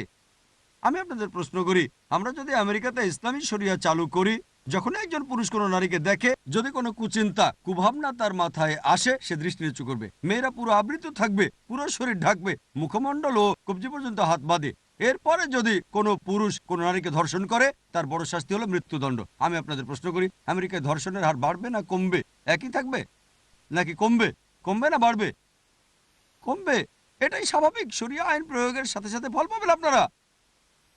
আমরা সপ্তম প্রচলিত ভুল ধারণা নিয়ে আলোচনা করব যে ইসলাম মূর্তি পূজা করতে নিষেধ করে, তবে মুসলিমরা কেন কাবার দিকে নত হয়, কেন কাবার পূজা করে?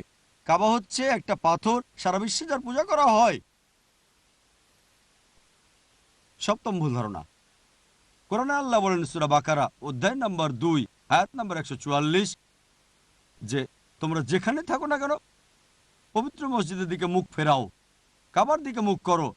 সালাতে আপনাকে কাবার দিকে মুখ ফেরাতে হবে এবং নত হতে হবে। কাবা কোনো মুসলিম কখনো কাবার পূজা করেনি। কাবা আমাদের কিবলা, এটা একটা দিক।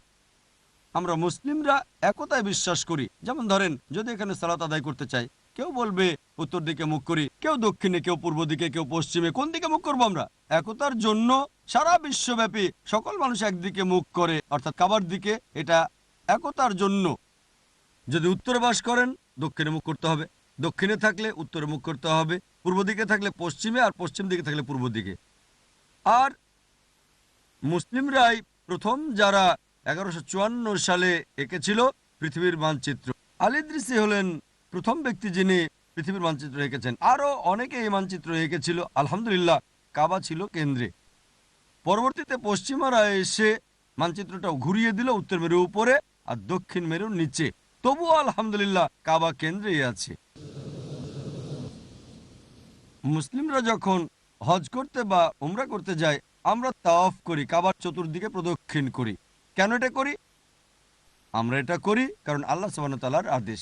আমরা যৌক্তিকভাবে যদি দেখি তাহলে দেখতে পাই প্রত্যেক বৃত্তেরই একটা কেন্দ্র আছে। যখন কাবার চতুর্দিকে প্রদক্ষিণ করি, আমরা সাক্ষ্য দিচ্ছি যে আল্লাহ সুবহানাহু ওয়া তাআলা একজনই। আর হযরত ওমর রাদিয়াল্লাহু আনহু, আল্লাহ তাকে শান্তিতে রাখুন, ইসলামের দ্বিতীয় খলিফা, বলেছেন, এটা আছে সহিহ বুখারীতে 2য় খণ্ড, বুক অফ হজ, অধ্যায় নম্বর 56, হাদিস নম্বর 675। হযরত ওমর রাদিয়াল্লাহু আনহু বলেছেন, তিনি হাজরা আসওয়াদ বা কালো পাথরকে বুঝিয়েছেন, এই কালো পাথরটা আমার কোনো উপকার অথবা কোনো ক্ষতি করতে পারে না। যেহেতু রাসূলকে চুমু খেতে দেখেছি, তাই আমি চুমু খাচ্ছি। এই কালো পাথরটা আমার কোনো উপকার অথবা আমার কোনো ক্ষতি করতে পারে না। এই কথাটা প্রমাণ করছে যে মুসলিমরা আমরা কাবার পূজা করি না। আর ইতিহাসের দিকে তাকালে আমরা দেখি যে রাসূলের সময় অনেক সাহাবা তারা কি করতেন? তারা কাবার উপর দাঁড়িয়ে আজান দিতেন, সালাতের আহ্বান। আমি আপনাদের প্রশ্ন করি, কোন মূর্তি পূজারই কি মূর্তির উপর দাঁড়ায় যে মূর্তি সে পূজা করে? এটা করবে? এটাই যথেষ্ট যে আমরা মুসলিমরা কখনোই কাবার পূজা করি না। সংক্ষিপ্ত সময়ের কারণে ইনশাল্লাহ আমি একটার উত্তর দেব, ভুল ধারণা দূর করা। আমার মনে হয় এটা তালিকায় 9 নাম্বার।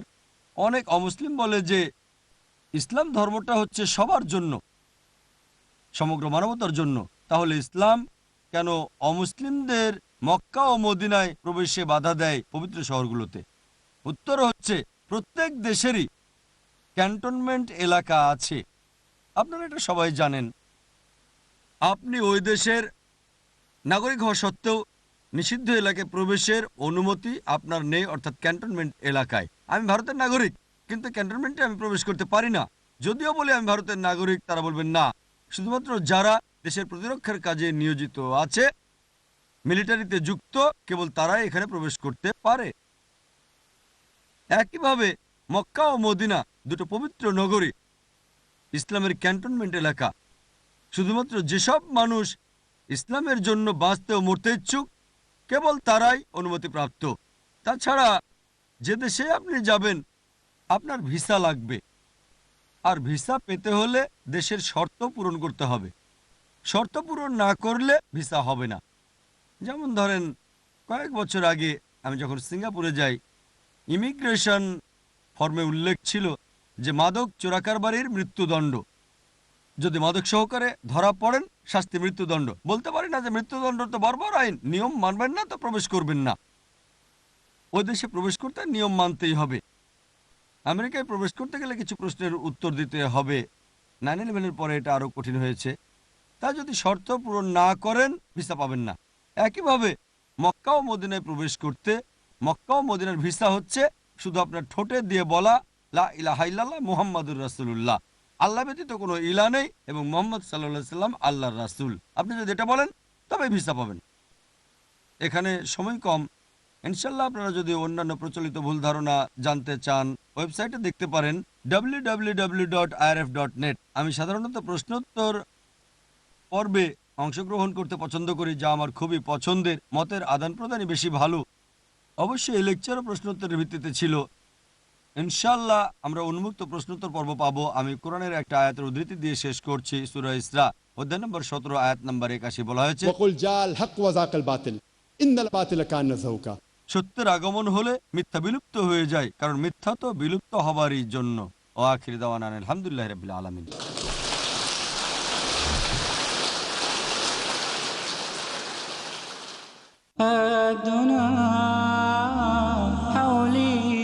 ডাক্তার জাকির নায়েকের প্রতি জাযাকাল্লাহু খায়রান আর মূল্যবান বক্তব্যের জন্য। এখন আমরা প্রশ্ন গ্রহণ করব।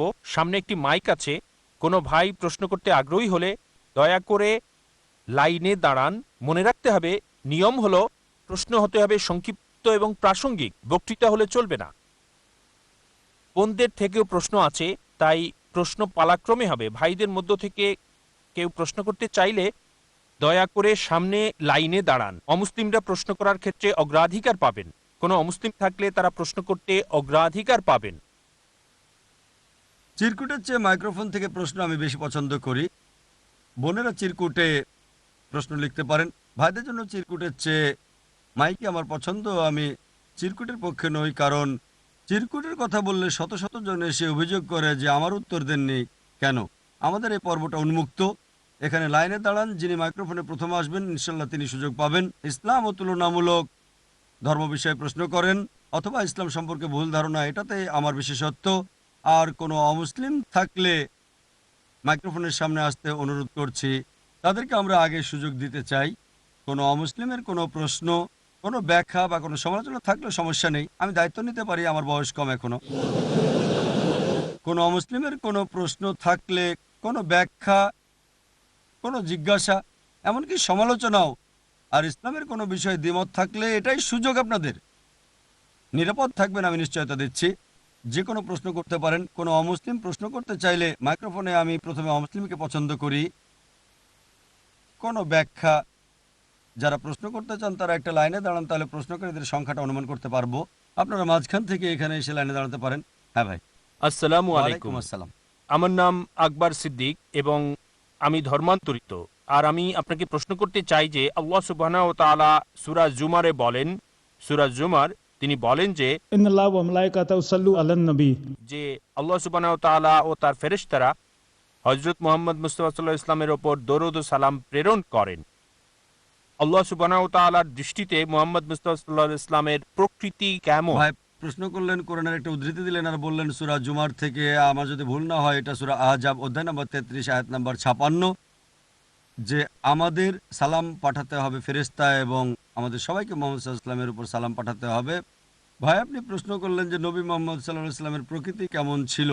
ভাই নবী মুহাম্মদ সাল্লাল্লাহু আলাইহি ওয়াসাল্লামের প্রকৃতি হচ্ছে তিনি আল্লাহ সুবহানাহু ওয়া তাআলার নবী, মানব জাতির প্রতি প্রেরিত আল্লাহ সুবহানাহু ওয়া তাআলার সর্বশেষ ও চূড়ান্ত নবী। প্রকৃতিগতভাবে তিনি মানুষ ছিলেন, আপনার আমার মতোই। হ্যাঁ মানুষ, কিন্তু একজন আদর্শ মানব। তিনি মানুষ, হ্যাঁ মানুষ হিসেবে আপনার আমার মতোই, কিন্তু গুণাবলী ও মর্যাদায় আমাদের চেয়ে অনেক উপরে তিনি। মানুষ ছাড়া কিছুই নন, তবে সর্বশ্রেষ্ঠ আদর্শ মানব। যেমন কোরআন আল্লাহ বলেন সূরা কালাম অধ্যায় নম্বর 68 আয়াত নম্বর 4, নিশ্চয়ই তুমি মহান চরিত্রের সর্বোচ্চ স্থানে উন্নীত। আল্লাহ বলেন সূরা আহজাব অধ্যায় নম্বর 33 আয়াত নম্বর 21, তোমাদের জন্য রাসূলের চরিত্রের মধ্যে উত্তম আদর্শ রহিয়াছে। সুতরাং তিনি মানুষ ছিলেন, কিন্তু তিনি ছিলেন আল্লাহ সুবহানাহু ওয়া তাআলার রাসূল। তিনি সর্বশক্তিমান আল্লাহর নবী ছিলেন। কারণ অনেক মানুষের ভিন্ন ভিন্ন ধর্ম আছে, আর তাদের সর্বশক্তিমান ঈশ্বর মানুষরূপে পৃথিবীতে নেমে আসেন, সুখ দুঃখের খোঁজ খবর নেন, যা পুরোপুরি অযৌক্তিক। ঈশ্বর যদি পৃথিবীতে আসেন, তিনি কিভাবে আদর্শ মানব হতে পারেন? আমি নমুনা পেতে চাইলে তাকে আমার মতো হতে হবে, যার খাওয়ার অথবা ঘুমের দরকার আছে। তাই মুহাম্মদ সাল্লাল্লাহু আলাইহি ওয়াসাল্লাম মানুষ ছিলেন, কিন্তু তিনি ছিলেন আদর্শ মানুষ। তিনি আল্লাহ সুবহানাহু ওয়া তাআলার সর্বশেষ ও চূড়ান্ত রাসূল ছিলেন। তিনি সকল নবীর মধ্যে সর্বশেষ নবী ছিলেন, যেমন পবিত্র কোরআনে আল্লাহ বলেছেন সূরা আহজাব অধ্যায় নম্বর 33 আয়াত নম্বর 40, মা কানা মুহাম্মাদুন আবা আহাদিম মির রিজালিকুম ওয়ালাকি রাসূলুল্লাহ ওয়া খাতামুন নবিয়্যিন ওয়া কানা আল্লাহু বিকুল্লি শাইইন আলিমা। নবী মুহাম্মদ সাল্লাল্লাহু আলাইহি সাল্লাম তোমাদের মধ্যে কোনো পুরুষের পিতা নয়, কিন্তু আল্লাহর রাসূল এবং সর্বশেষ নবী। আল্লাহ সর্ববিষয়ে জ্ঞাত। তাই আমাদের বুঝতে হবে যে নবী মুহাম্মদ সাল্লাল্লাহু আলাইহি সাল্লাম নবীদের শ্রেণীর অন্তর্ভুক্ত আল্লাহর রাসূল, যিনি মানবের মধ্যে শ্রেষ্ঠ মানব। আমাদের মতো সাধারণ মানুষদের চেয়ে নবীগণ বেশি বিপদ ও পরীক্ষার সম্মুখীন হয়েছেন। এর কারণ তাদের পদমর্যাদা, আর আল্লাহ ওই পদ দিয়েছিলেন এবং এতে বিপদ ও পরীক্ষা তো থাকবেই। মুহাম্মদ সাল্লাল্লাহু আলাইহি ওয়াসাল্লামের একটা হাদিস আছে যে সাধারণ মানুষের চেয়ে নবী, রাসূল এবং আম্বিয়াগণ সর্বাধিক বিপদ ও পরীক্ষার সম্মুখীন হয়েছেন। তাই তিনি এক আদর্শ মানব ছিলেন, তিনি ছিলেন শ্রেষ্ঠ আদর্শ, কিন্তু মানুষ। তিনি বাশার। আলহামদুলিল্লাহ সুম্মা আলহামদুলিল্লাহ, আল্লাহ সুবহানাহু ওয়া তাআলার পরে যাকে আমরা ভালোবাসি, অনুসরণ করি আর তার জন্য মরতে পারি, তিনি মুহাম্মদ সাল্লাল্লাহু আলাইহি ওয়াসাল্লাম। কিন্তু তিনি আল্লাহ সুবহানাহু ওয়া তাআলার রাসূল এবং আদর্শ মানব। আশা করি উত্তরটা পেয়েছেন। এক বোন প্রশ্ন করেছেন, বহু বিবাহ সম্পর্কে অনেক প্রশ্ন আছে এবং প্রশ্ন হচ্ছে, আল্লাহর লিখিত ভাগ্য মেনে নিতে বিবাহিতা নারী কিভাবে উৎসাহিত হতে পারে যে আমি অন্য স্ত্রী গ্রহণ করবে, সে তার স্বামীর জন্য অন্য স্ত্রী গ্রহণ করাকে মেনে নিতে পারবে? বোন প্রশ্ন করলেন যে নারী কিভাবে তার স্বামীর অন্য স্ত্রী গ্রহণ করাকে মেনে নিতে পারে, যা আমি আমার উত্তরে বিস্তারিত আলোচনা করেছি। ইসলাম কেন বহু বিবাহকে অনুমতি দেয় তার কারণও বলেছি, অর্থাৎ পুরুষের একাধিক স্ত্রী নারী কিভাবে মেনে নিতে পারে। তিনি ভালো মুসলিমা হলে এবং প্রয়োজন থাকলে, আর তিনি যদি মনে করেন যে প্রত্যেক পুরুষের দ্বিতীয় স্ত্রী আবশ্যক নয়, এটা আবশ্যক নয়, কিন্তু স্ত্রী যদি মনে করেন দ্বিতীয় স্ত্রী স্বামীর দরকার, তবে স্ত্রীর উচিত অনুমতি দেওয়া, এটা গ্রহণযোগ্য। আর স্ত্রী যদি মনে করেন সমাজের জন্য এটা দরকার। কিন্তু দুর্ভাগ্যবশত আমরা সমাজে যা দেখি, আমি উপদেশ দিচ্ছি না যে প্রত্যেক মুসলিমের একের অধিক স্ত্রী থাকা দরকার, এটা সম্ভব না, কারণ এটা হলে পুরো অনুপাতটা উল্টে যাবে। যদি প্রয়োজন হয় তবে ঠিক আছে। আমি লেকচারে বলেছি মাঝে মাঝে কিছু পুরুষ অতি কামুক হয়ে থাকে, কিন্তু পশ্চিমা সমাজে স্বামীর বিয়ের বাইরে মেলামেশায় স্ত্রী কিছুই মনে করে না। 5 জন 10 জন 20 জন কোনো সমস্যা নেই, কিন্তু মাত্র একজন বৈধ স্ত্রী হলে সহ্য করতে পারে না। তাই আপনি যদি স্বামীর প্রয়োজন অনুভব করেন আর সে যদি ভালো হয় ইত্যাদি, এটা গ্রহণযোগ্য। একজন বৈধ স্ত্রী প্রয়োজন থাকলে এবং স্ত্রীকে তার অধিকার দিলে উপপত্নী থাকার চেয়ে ভালো, যা সমস্যার কারণ হতে পারে রোগের সৃষ্টি হয়ে স্ত্রীকেও আক্রান্ত করতে পারে। আর মূলত এটাতে কোরআনের অনুসরণ করা হচ্ছে না। আশা করি উত্তরটা পেয়েছেন। কোন অমুসলিম কি আছেন প্রশ্ন করতে চান, তাহলে মাইকের সামনে আসেন। অমুসলিম বা ধর্মান্তরিতদের আমি স্বাগত জানাই। আমার মনে হয় তারা এখানে আসতে ভয় পাচ্ছেন।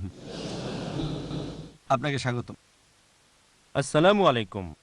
এক নাস্তিক এ প্রশ্নটি করেছেন এবং তার পক্ষ থেকে আমি আপনাকে প্রশ্নটি করছি। তাওরাত, বাইবেল ও কোরআন অনুযায়ী যদি একজন সত্যিকারের স্রষ্টা থাকে, তবে কেন প্রতিটি গ্রন্থই একই ধর্মের মধ্যে ঘৃণা বিদ্বেষ সৃষ্টি করে? এ প্রশ্নটি একজন নাস্তিক করেছেন। ভাই বললেন স্রষ্টায় অবিশ্বাসী এক নাস্তিকের প্রশ্ন। যদি প্রত্যেকেই এক স্রষ্টায় বিশ্বাস করে, তবে একই ধর্মে কেন এত ঘৃণা বিদ্বেষ? আমি কোরআন পড়েছি, বাইবেল পড়েছি, কিন্তু কোরআনের কোথাও বলা হয়নি যে নিজেদের মধ্যে হিংসা বিদ্বেষ করো। কিছু মানুষের ভুল ধারণা থাকতে পারে যে কোরআন বলছে তুমি যাও অমুসলিমদের হত্যা করো, এটাও আবার ভুল ধারণা। কোরআন আলহামদুলিল্লাহ, কোরআনের কোথাও কথা বলা হয়নি যে নিজেদের মধ্যে ঘৃণা বিদ্বেষ ছড়াও।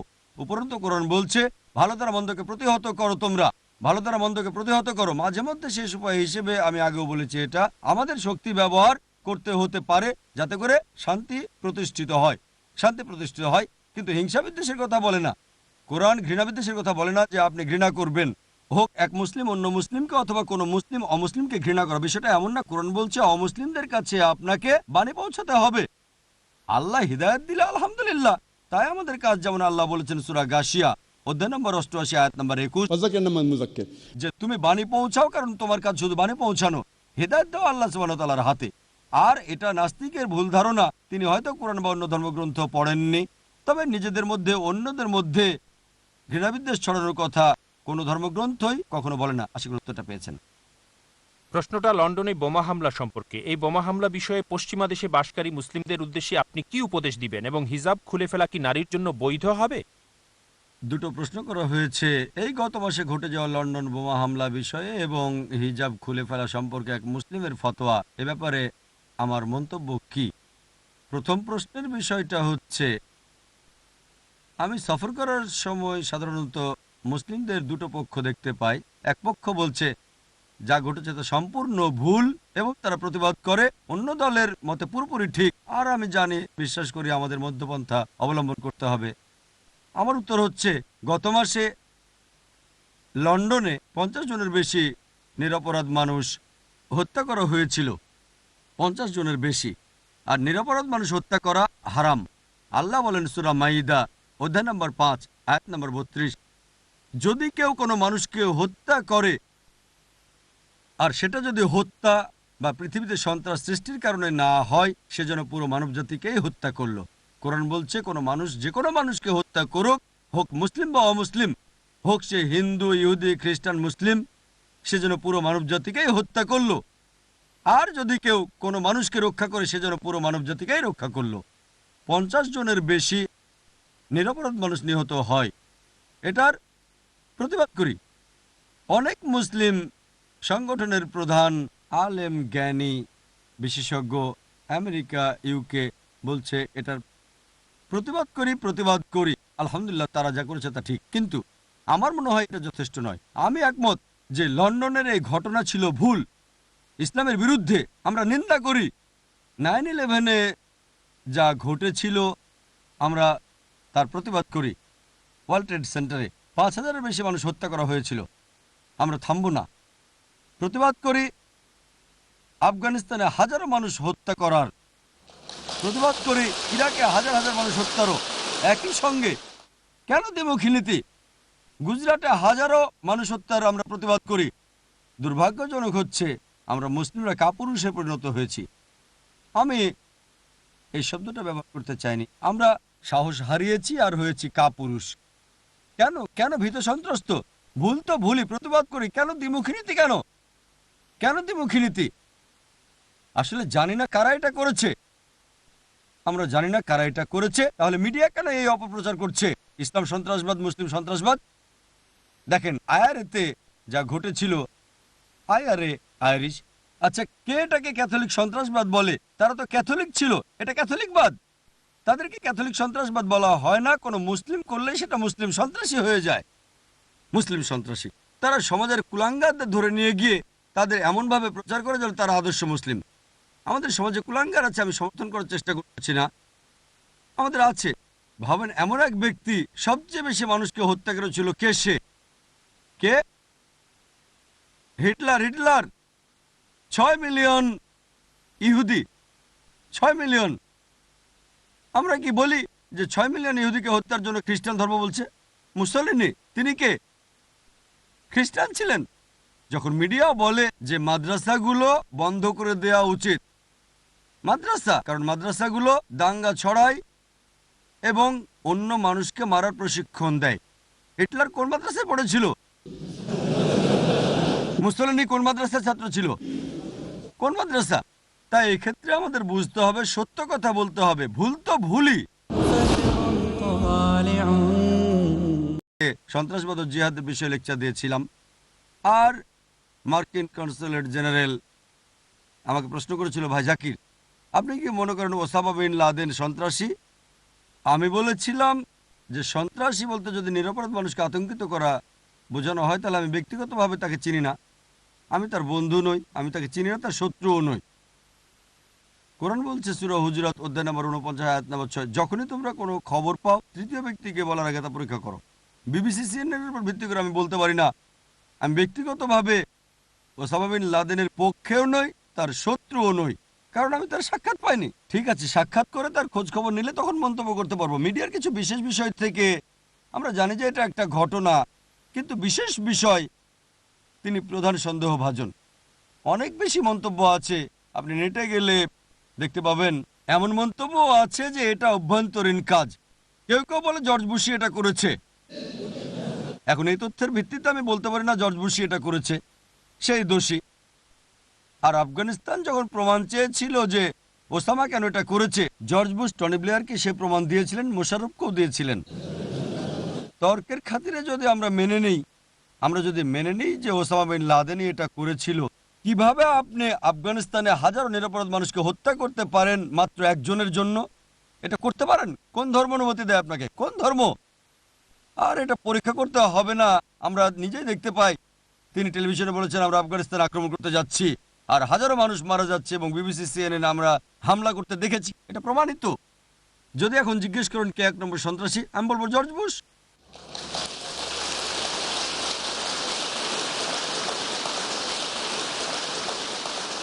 এরপর অস্ট্রেলিয়ার সংবাদপত্রে শিরোনাম হয়েছিল যে ডাক্তার জাকির নায়েক নিজেকে মৌলবাদী মুসলিম এবং জর্জ বুশকে 1 নম্বর সন্ত্রাসী বলেছেন, শিরোনাম হয়েছিল।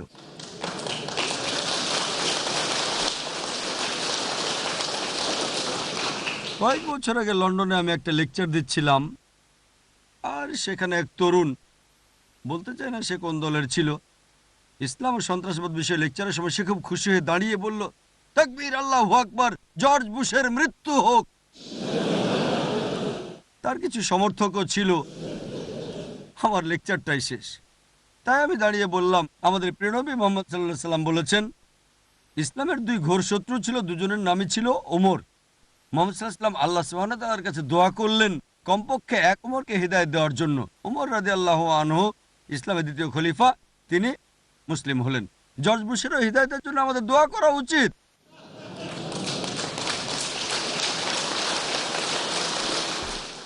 মুসলিমদের সমস্যা হলো মুখ খুলি, কিন্তু কিভাবে খুলতে হয় সেটা জানি না। যদি জর্জ বুশকে হিদায়াতের জন্য বলি, কেউ আমাকে দোষ দিতে পারবে? বলি টনি ব্লেয়ারকেও হিদায়াত দিন, আল্লাহ তাকে হিদায়াত দেন, আল্লাহ তাকে সরল পথে নিন। সমস্যা হলো আমরা রাসূলের সিরাত পড়ি না। দেখেন, হযরত ওমর রাদিয়াল্লাহু আনহু ইসলামের ঘোর শত্রু ছিলেন। ইসলাম গ্রহণের পরে তিনি ঘোর সমর্থনকারী হলেন, তিনি আল ফারুক উপাধি পেলেন। তাই বুশ যদি আগামীকাল মুসলিম হয়, খুব ভালো, তাকে হত্যা করতে চান কেন? আমরা আল্লাহর কাছে দোয়া করি যেন তাকে হিদায়াত দেন। টনি ব্লেয়ারকে আল্লাহ যেন হিদায়াত দেন, এরকম অন্য মানুষকেও। তাই যখন প্রতিবাদের বিষয় আসে, ইরাকে কি ঘটেছিল? মানব বিধ্বংসী অস্ত্র? কোনো মানব বিধ্বংসী অস্ত্র পাওয়া যায়নি। কি ঘটেছিল? আমরা স্বীকার করি যে তখনকার শাসক সাদ্দাম হোসেন, অবশ্যই তিনি ভালো মুসলিম ছিলেন না, স্বীকার করে তিনি ভালো ছিলেন না। কিন্তু এখনকার ইরাকের অবস্থাটা দেখেন আপনারা।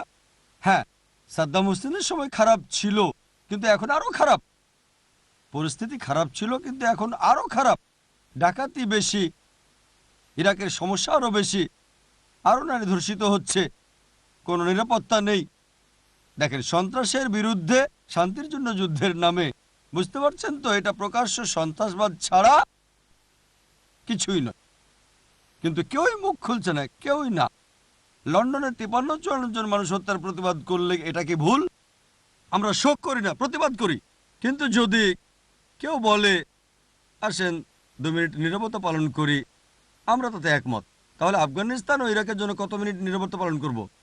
লন্ডনে 50 জন মানুষ মারা গেলে 2 মিনিট নীরবতা পালন করেন, আর এর বিরুদ্ধে নয় আমরা। যা ঘটেছিল তা ভুল, এজন্য শোক করি না, প্রতিবাদ করি। কিন্তু দেখেন, হাজারো মানুষ হত্যা করা হচ্ছে আফগানিস্তানে, ইরাকে, গুজরাটে।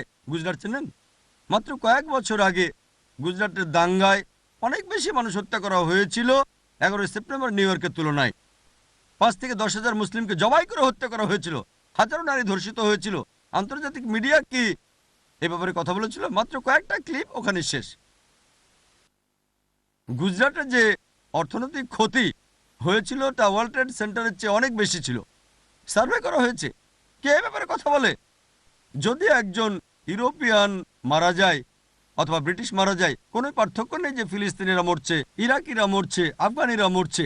ইসলামে সকল মানুষই সমান, একমাত্র তাকওয়াবাদী। আল্লাহ বলেন সূরা হুজরাত অধ্যায় 49 আয়াত 13, ইয়া আইয়ুহান নাসু ইন্না খালাকনাকুম মিন যাকরিন ওয়া উনসা ওয়া জাআলনাকুম শুউবান ওয়া ক্বাবাইলা লিতাআরাফু ইন্না আক্রামাকুম ইনদাল্লাহি আতকাকুম ইন্নাল্লাহা আলিমুন খাবীর। হে মানুষ, তোমাদের এক পুরুষ ও এক নারী থেকে সৃষ্টি করেছি এবং বিভিন্ন জাতি ও গোত্রে বিভক্ত করেছি, যাতে পরস্পরকে চিনতে পারো, এজন্য না যে একে অপরকে ঘৃণা করো। আর আল্লাহর কাছে সে অধিক প্রিয় আল্লাহ সুবহানাহু ওয়া তাআলার দৃষ্টিতে যার আছে তাকওয়া। একমাত্র যে কারণে একজন মানুষ অন্যের চেয়ে উত্তম হতে পারে তা লিঙ্গ নয়, সম্পদ নয়, গায়ের রং নয়, জাতীয়তা নয়, তা হচ্ছে তাকওয়া। এটা স্রষ্টাভীতি, ধার্মিকতা, এটা সততা। একই রকম কয়েকজন ইউরোপীয় বা পশ্চিমা পর্যটক মারা গেলে বা হত্যা করা হলে শিরোনামে আসে হাজারো ফিলিস্তিনি বা আফগানিকে হত্যা করা হচ্ছে। কোথায় মিডিয়া এ ব্যাপারে কথা বলে? কেন এই দ্বিমুখী নীতি? আমরা এর বিরুদ্ধে তাই দ্বিমুখী নীতি। হ্যাঁ, লন্ডনে যা হয়েছিল তার প্রতিবাদ করি। 11 সেপ্টেম্বর নিউ ইয়র্কে যা হয়েছিল তারও, সেটারও প্রতিবাদ করি। যা ঘটেছিল আফগানিস্তানে, ইরাকে, গুজরাটে। মিডিয়া যখন প্রকাশ করে, জানেন আপনারা মিডিয়া কি করে? তারা কুলাঙ্গাদের ধরে নেয় আর প্রশ্ন করে, আপনি কি প্রথমে মুসলিম, প্রথমে ব্রিটিশ, আপনি কি? উত্তর ভুল নয়, কিন্তু এটা হিকমা নয়। উত্তরটা সঠিক, কিন্তু আমি ভিন্নভাবে উত্তরটা দিতাম। যদি আমাকে প্রশ্ন করে আমি কি প্রথমে ভারতীয় নাকি প্রথমে মুসলিম, সর্বক্ষেত্রে কেউ যদি জিজ্ঞেস করে আমি কি প্রথমে ব্রিটিশ নাকি মুসলিম, পাল্টা প্রশ্ন করেন আপনি কি প্রথমে মানুষ নাকি ব্রিটিশ, পাল্টা প্রশ্ন করে বেকায়দায় ফেলেন প্রথমে মুসলিম নাকি প্রথমে ব্রিটিশ। উত্তরটা কি? মানুষ। মানুষ। আপনি কি ব্রিটিশ বিরোধী? আপনি কি স্বদেশ বিরোধী?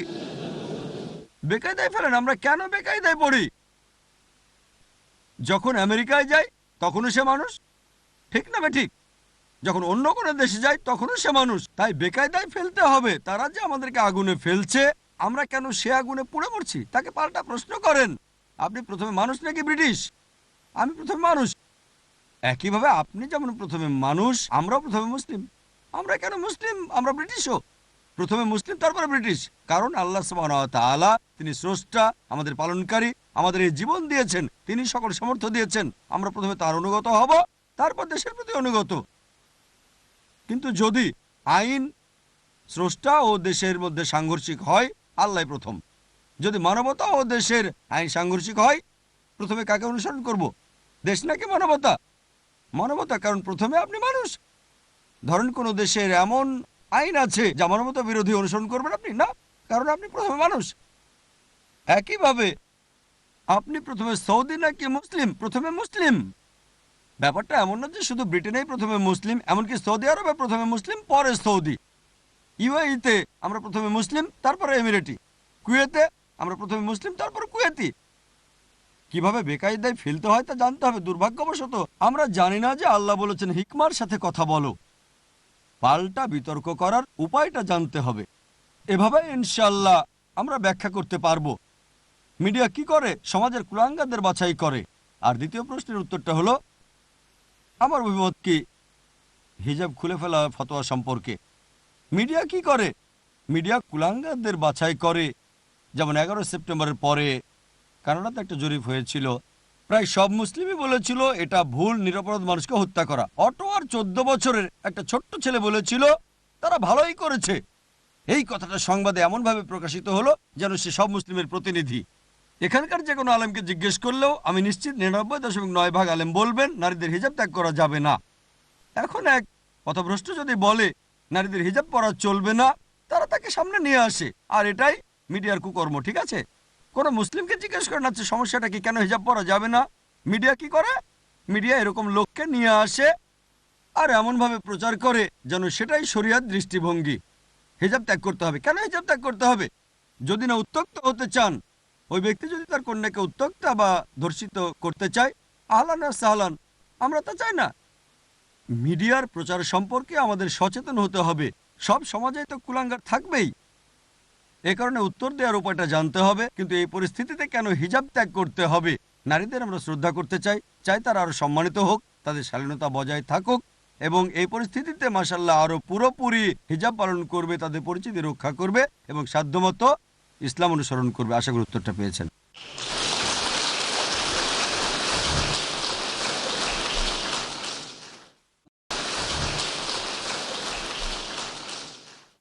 মাঝখান থেকে একজন প্রশ্ন করবে। আমার প্রশ্নটি খুব সাধারণ প্রশ্ন। ঈসার পুনরায় আগমন ও ইমাম মেহেদী সম্পর্কে কুরআন কি বলে? তিনি যদি ফিরে আসেন, এখন ভাবুন তিনি কি সুন্নি, শিয়া নাকি অন্য কিছু হবেন। ভাই প্রশ্ন করলেন যে ঈসা আলাইসাল্লাম কি আসবেন, মাহদী আলাইসাল্লাম কি আসবেন, আর যদি আসেন তারা শিয়া সুন্নি না কি হবেন। হ্যাঁ, অনেক হাদিস আছে যা মাহদী আলাইসাল্লামের আগমন সম্পর্কে বলে। কোরআন বলছে যে কিয়ামতের আলামত হলো ঈসা আলাইসাল্লাম আবার আসবেন। কিয়ামতের অন্যতম আলামত ঈসা আলাইসাল্লামের আগমন। এটার উল্লেখ আছে সূরা মাইদা অধ্যায় নম্বর 5 আয়াত নম্বর 116, যে আল্লাহ বারিক তাআলাকে ঈসা আলাইহিস সালাম বলেন, আপনি আমার সাক্ষী থাকুন, আমি তাদের কখনোই বলিনি আমার উপাসনা করো, বরং আমি বলেছি উবুদুল্লাহ, আল্লাহর ইবাদত করো, রাব্বি ওয়া রাব্বুকুম, যিনি আমারও তোমাদের রব। তাই ঈসা আলাইহিস সালাম যে আসবেন, কমপক্ষে 70টা হাদিস আছে যা বলছে ঈসা আলাইহিস সালাম আবার আসবেন। একই ব্যাপার মাহদী আলাইহিস সালামের, কিয়ামতের আগে তারা আসবেন।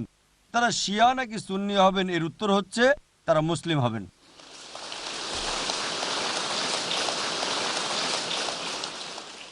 মুসলিম উম্মার ঐক্য নিয়ে ম্যানচেস্টারে একটা লেকচার দিয়েছি, এখানে বলছি না, অনেক বড় লেকচার। পবিত্র কোরআনে আল্লাহ বলেন সূরা আল ইমরান অধ্যায় 3 আয়াত 67, ইব্রাহিম আলাইহিস সালাম ইহুদি না খ্রিস্টান না মুসলিম ছিলেন। কোরআন বলছে সূরা ইমরান অধ্যায় 3 আয়াত 52, ঈসা আলাইহিস সালাম মুসলিম ছিলেন। কোরআন বলছে সূরা হজ অধ্যায় 22 আয়াত 78, আল্লাহ তোমাদের বলেছেন, মানে আমাদের বলেছেন মুসলিম। আল্লাহ বলেন সূরা ইমরান অধ্যায় 3 আয়াত 64, ফাকুলু শাহাদু বিআন্না মুসলিমুন, তোমরা সাক্ষী থাকো যে আমরা মুসলিম। সূরা ফুসিলাত আল্লাহ বলেন অধ্যায় 41 আয়াত 33, ক্বালা ইন্নানি মিনাল মুসলিমিন, বলো যে তুমি মুসলিম।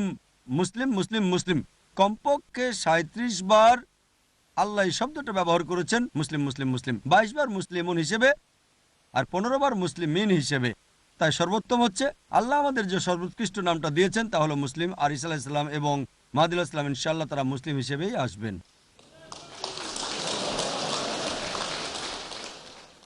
একজন অমুসলিম প্রশ্ন করবেন, আমার নাম কিথ ম্যানসন, আমি জানতে চাই যে ইসলাম সম্পর্কে আরও জানার জন্য কোন বইটি সবচেয়ে ভালো হবে। সেটা হতে হবে ইংরেজিতে। আমি ভাইকে অভিনন্দন জানাচ্ছি। মাশাআল্লাহ মাশাআল্লাহ, ভাই মাইক্রোফোনের সামনে এসে প্রশ্ন করেছেন। প্রশ্ন হলো যদি ইংরেজিতে ইসলাম সম্পর্কে আরও জানতে চান তবে কোন বইটা সবচেয়ে ভালো হবে।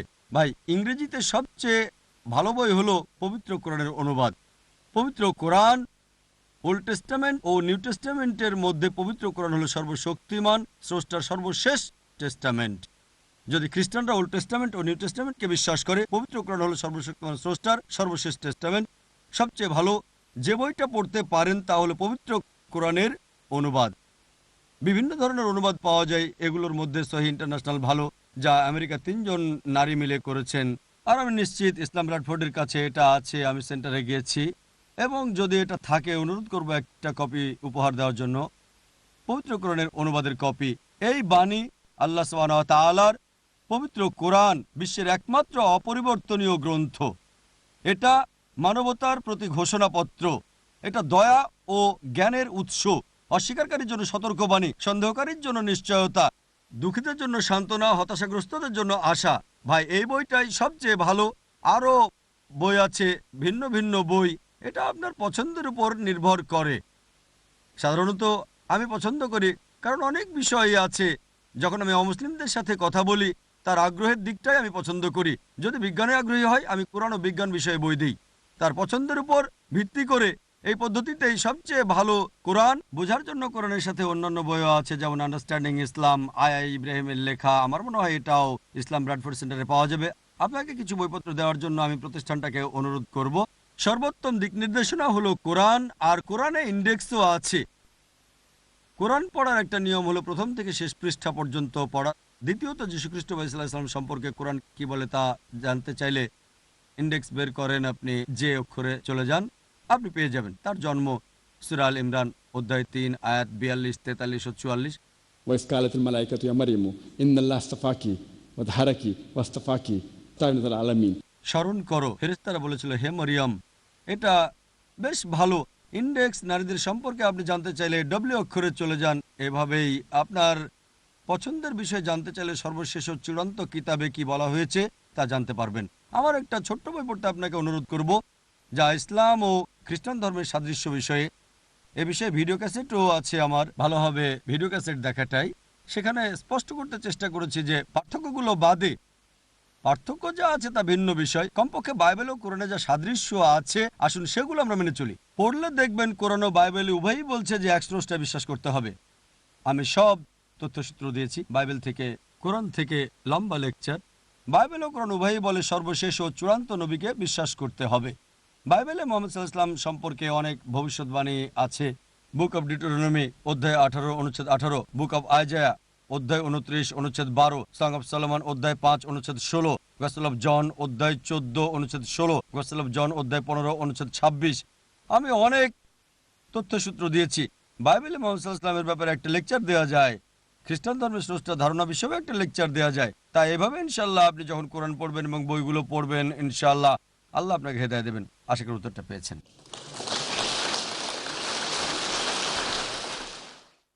অনেক প্রশ্ন আছে এবং প্রশ্ন হচ্ছে, আল্লাহর লিখিত ভাগ্য মেনে নিতে বিবাহিতা নারী কিভাবে উৎসাহিত হতে পারে যে স্বামী অন্য স্ত্রী গ্রহণ করবে, সে তার স্বামীর জন্য অন্য স্ত্রী গ্রহণ করাকে মেনে নিতে পারবে?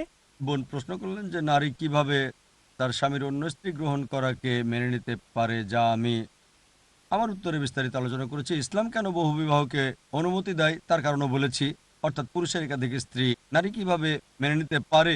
তিনি ভালো মুসলিমা হলে এবং প্রয়োজন থাকলে, আর তিনি যদি মনে করেন যে প্রত্যেক পুরুষের দ্বিতীয় স্ত্রী আবশ্যক নয়, এটা আবশ্যক নয়, কিন্তু স্ত্রী যদি মনে করেন দ্বিতীয় স্ত্রী স্বামীর দরকার, তবে স্ত্রীর উচিত অনুমতি দেওয়া, এটা গ্রহণযোগ্য। আর স্ত্রী যদি মনে করেন সমাজের জন্য এটা দরকার। কিন্তু দুর্ভাগ্যবশত আমরা সমাজে যা দেখি, আমি উপদেশ দিচ্ছি না যে প্রত্যেক মুসলিমের একের অধিক স্ত্রী থাকা দরকার, এটা সম্ভব না, কারণ এটা হলে পুরো অনুপাতটা উল্টে যাবে। যদি প্রয়োজন হয় তবে ঠিক আছে। আমি লেকচারে বলেছি মাঝে মাঝে কিছু পুরুষ অতি কামুক হয়ে থাকে, কিন্তু পশ্চিমা সমাজে স্বামীর বিয়ের বাইরে মেলামেশায় স্ত্রী কিছুই মনে করে না। 5 জন, 10 জন, 20 জন কোনো সমস্যা নেই, কিন্তু মাত্র একজন বৈধ স্ত্রী হলে সহ্য করতে পারে না। তাই আপনি যদি স্বামীর প্রয়োজন অনুভব করেন আর সে যদি ভালো হয় ইত্যাদি, এটা গ্রহণযোগ্য। একজন বৈধ স্ত্রী প্রয়োজন থাকলে এবং স্ত্রীকে তার অধিকার দিলে উপপত্নী থাকার চেয়ে ভালো, যা সমস্যার কারণ হতে পারে, রোগের সৃষ্টি হয়ে স্ত্রীকেও আক্রান্ত করতে পারে। আর মূলত এটাতে কোরআনের অনুসরণ করা হচ্ছে না। আশা করি উত্তরটা পেয়েছেন। এখন বোনদের পক্ষ থেকে প্রশ্ন, বলা হয় যে পুরুষের তুলনায় নারীরা বেশি জাহান্নামে যাবে, তাহলে নারীরাই পাপের উৎস, এই কথা কি সত্য? বোন প্রশ্ন করলেন যে নারীরা বেশি সংখ্যায় জাহান্নামে যাবে, এটা একটা হাদিস, তার মানে কি নারীরা পাপের উৎস? এটা হাদিসের অর্ধাংশ। পুরো হাদিসটা হচ্ছে যে আমাদের প্রিয় নবী মুহাম্মদ সাল্লাল্লাহু আলাইহি ওয়াসাল্লাম বলেছেন যে নারীরা বেশি সংখ্যায় জাহান্নামে যাবে কারণ তারা পরচর্চা করে, এটা অন্যতম কারণ। কিন্তু যৌক্তিকভাবে সংক্ষিপ্ত উত্তর দিচ্ছি, পৃথিবীতে যেহেতু পুরুষের চেয়ে নারীর সংখ্যা বেশি, তাই এমনটা হবে। আশা করি উত্তরটা পেয়েছেন। মাঝখান থেকে একটি প্রশ্ন। আসসালামু আলাইকুম, লিডস থেকে উমার বলছি। আপনি জানেন দীর্ঘ সময় ধরে মুসলিমরা পিছিয়ে আছে বিজ্ঞান, প্রযুক্তি এবং অন্যান্য ক্ষেত্রে। আমরা কেন সম্প্রতি পিছিয়ে গেছি, আর মুসলিমরা কেন প্রযুক্তিগত সাহায্য ও অন্যান্য সাহায্যের জন্য পশ্চিমা দেশগুলোর দিকে নত হয়ে থাকে? ভাই খুব ভালো প্রশ্ন করেছেন যে মুসলিমরা কেন পিছিয়ে পড়েছে বিজ্ঞান ও প্রযুক্তিতে, আমরা কেন পশ্চিমা বিশ্বের দিকে তাকিয়ে থাকি ইত্যাদি। ইতিহাসে দেখবেন 8 থেকে 12 শতাব্দীকে ইউরোপিয়ানরা অন্ধকার যুগ বলে থাকে। কাদের জন্য অন্ধকার? কাদের জন্য? ইউরোপিয়ানদের জন্য। আরব মুসলিমরা যে অগ্রগতি লাভ করেছিল তা অসাধারণ, এটা স্বর্ণযুগ ছিল। ইতিহাসে দেখবেন, আমি আগেই বলেছি, প্রথমে যে ব্যক্তি বিশ্বের মানচিত্র এঁকেছিলেন তিনি আল ইদ্রিসি 1154 সালে। গণিতে ভারতীয়রা শূন্য সম্পর্কে জানতো, আরবরা এসে তা জেনে দশমিক বিন্দু আবিষ্কার করলো। এ কারণে এখন আমরা সংখ্যাকে আরবি সংখ্যা হিসেবে বলি 1 2 3 4। এগুলোর জন্য সঠিক শব্দ হচ্ছে আরবি সংখ্যা 1 2 3 4। এটা আরব কর্তৃক। ত্রিকোণমিতিতে আপনি যদি বিশেষজ্ঞকে চেনেন, তার নাম আল বিরুনি, তিনি বিশেষজ্ঞ। পিথাগোরাসের উপপাদ্যটা ত্রিভুজের বিপরীত বাহুর উপর বর্গ অপর দুই বাহুর উপর বর্গের সমান, এটা আলিপ্তুসির। ইতিহাস পড়লে দেখবেন মুসলিমরা পৃথিবীতে শীর্ষে ছিল। রসায়ন শাস্ত্রের জনক তিনি কে? আমরা বইতে পড়ি গ্যাবর গ্যাবর, তিনি জাবির ইবনে হাইয়ান। তারা এমনভাবে বলে যেন শুনতে পশ্চিমা মনে হয়, গ্যাবর গ্যাবর, তিনি জাবির ইবনে হাইয়ান গ্যাবর। আমরা স্কুলে পড়ি যে ব্যক্তি রক্ত সঞ্চালন প্রথম আবিষ্কার করেন তিনি উইলিয়াম হার্ভে। 400 বছর আগেই ইবনে নাফিস সর্বপ্রথম রক্ত সঞ্চালন আবিষ্কার করেছেন, কিন্তু বইয়ে পড়ে উইলিয়াম হার্ভিক কেউ ইবনে নাফিসের নাম জানে না। চিকিৎসা বিজ্ঞানে রাজি, মোহাম্মদ শাকির তারা দক্ষ ছিলেন। রসায়নের চিকিৎসা শাস্ত্রে গুটি বসন্তে আমরা জানি প্রাচ্যের অ্যারিস্টটল অ্যাভিসিনা, আলী ইবনে সিনা অ্যাভিসিনা। তাই বিজ্ঞানে আমরা মনে করি এটা পশ্চিমে অ্যাভিসিনা, তিনি আলী ইবনে সিনা। আমি শত শত মুসলিম বিজ্ঞানী নাম বলতে পারি, তবে আমি আপনার সাথে আমিও একমত। এখন মুসলিমরা পিছিয়ে পড়েছে, মুসলিমরা পৃথিবীর শীর্ষে ছিল। বর্তমানে মুসলিমরা যে কারণে পিছিয়ে পড়েছে এবং আমরা অপ্রীতিকর চাপ সামলাচ্ছি, কারণ ওই সময়ে আমরা আমাদের ধর্মের নিকটে ছিলাম। এখন মুসলিমরা ধর্ম থেকে অনেক দূরে সরে গেছে কোরআন সুন্নাহ থেকে। পশ্চিমারা এগিয়ে গেছে কারণ তারাও তাদের ধর্ম থেকে দূরে সরে গেছে। আমরা পিছিয়ে পড়েছি কারণ আমরা আমাদের ধর্ম থেকে দূরে সরে গেছি। পশ্চিমারা এগিয়ে যাচ্ছে কারণ তারাও তাদের ধর্ম থেকে দূরে সরে গেছে। তাদের ধর্ম সত্য নয়, আমাদের ধর্ম সত্য। আমরা যেহেতু কোরআন সুন্নাহ থেকে দূরে সরে গেছি, তাই আজ আমাদের এই পরিস্থিতি। আমরা যদি কোরআন ও সহিহ হাদিসের দিকে ফিরে যাই এবং আল্লাহ ও তার রাসূলের হিদায়া বাস্তবায়িত করি, ইনশাল্লাহ আবারও পৃথিবীর শীর্ষে আমরাই থাকবো। আশা করি উত্তরটা পেয়েছেন।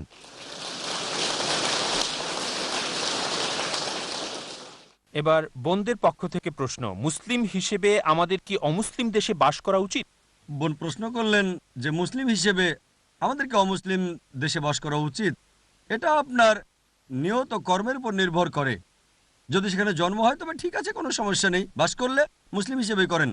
অমুসলিম দেশে মুসলিম হয়ে বাস করলে কোনো সমস্যা নেই, কিন্তু অমুসলিম দেশে অমুসলিম হয়ে বাস করলে তো সমস্যা আছে। তাই যদি বাস করেন মুসলিম হিসেবে এবং কোরআন সুন্নাহর অধীনে থাকেন তাহলে কোনো সমস্যা নেই, বাস করতে পারেন, কোনো সমস্যা নেই। জন্মগ্রহণ করলে তো বাস করতে হবে। হিজরত করার ব্যাপারে বিশেষজ্ঞদের বিভিন্ন মতামত আছে। বিশেষজ্ঞগণ কিছু বলেন হ্যাঁ, কিছু বলেন না। হিজরত করতে পারেন শুধু জ্ঞান অর্জন, দাওয়া বা অন্য কোনো কারণে, অর্থোপার্জনের জন্য ইত্যাদি বিভিন্ন মত। কিন্তু জন্মস্থান হলে তো ঠিক আছে। তবে নিশ্চিত হন আপনি মুসলিমের মতো বাস করছেন। মুসলিম মানে যে ব্যক্তি আল্লাহর কাছে নিজের ইচ্ছাকে সমর্পণ করে, তাহলে কোনো সমস্যা নেই। আশা করি উত্তরটা পেয়েছেন।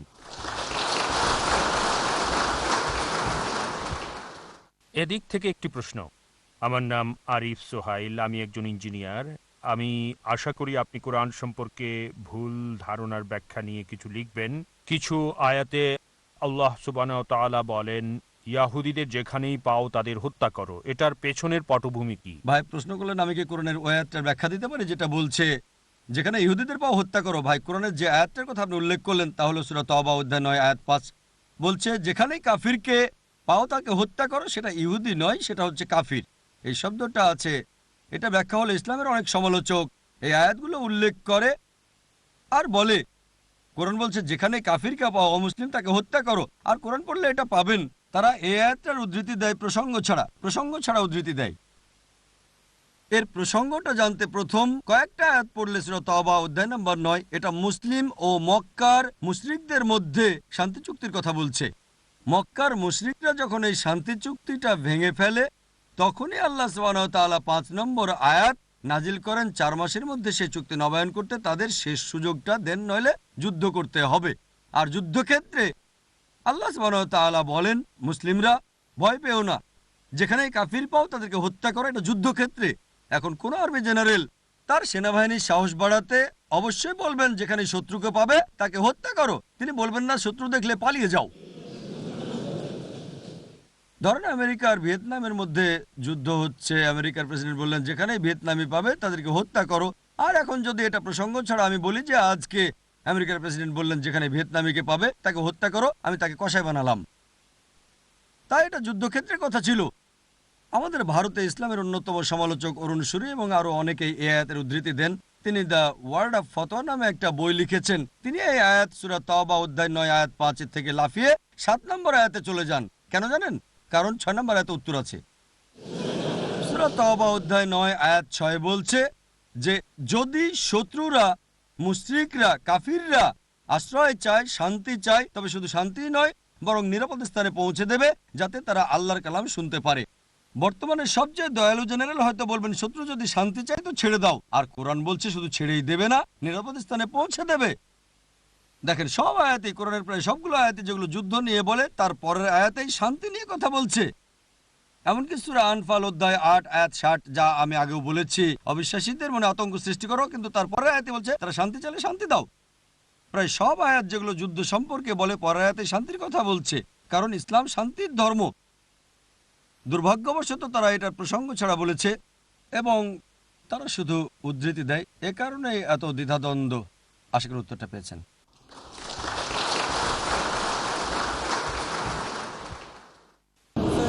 বোনদের থেকে প্রশ্ন, ধর্ষণ প্রমাণ করতে ৩ বা ৪ জন সাক্ষীর প্রয়োজন ধর্ষণ প্রমাণ করতে?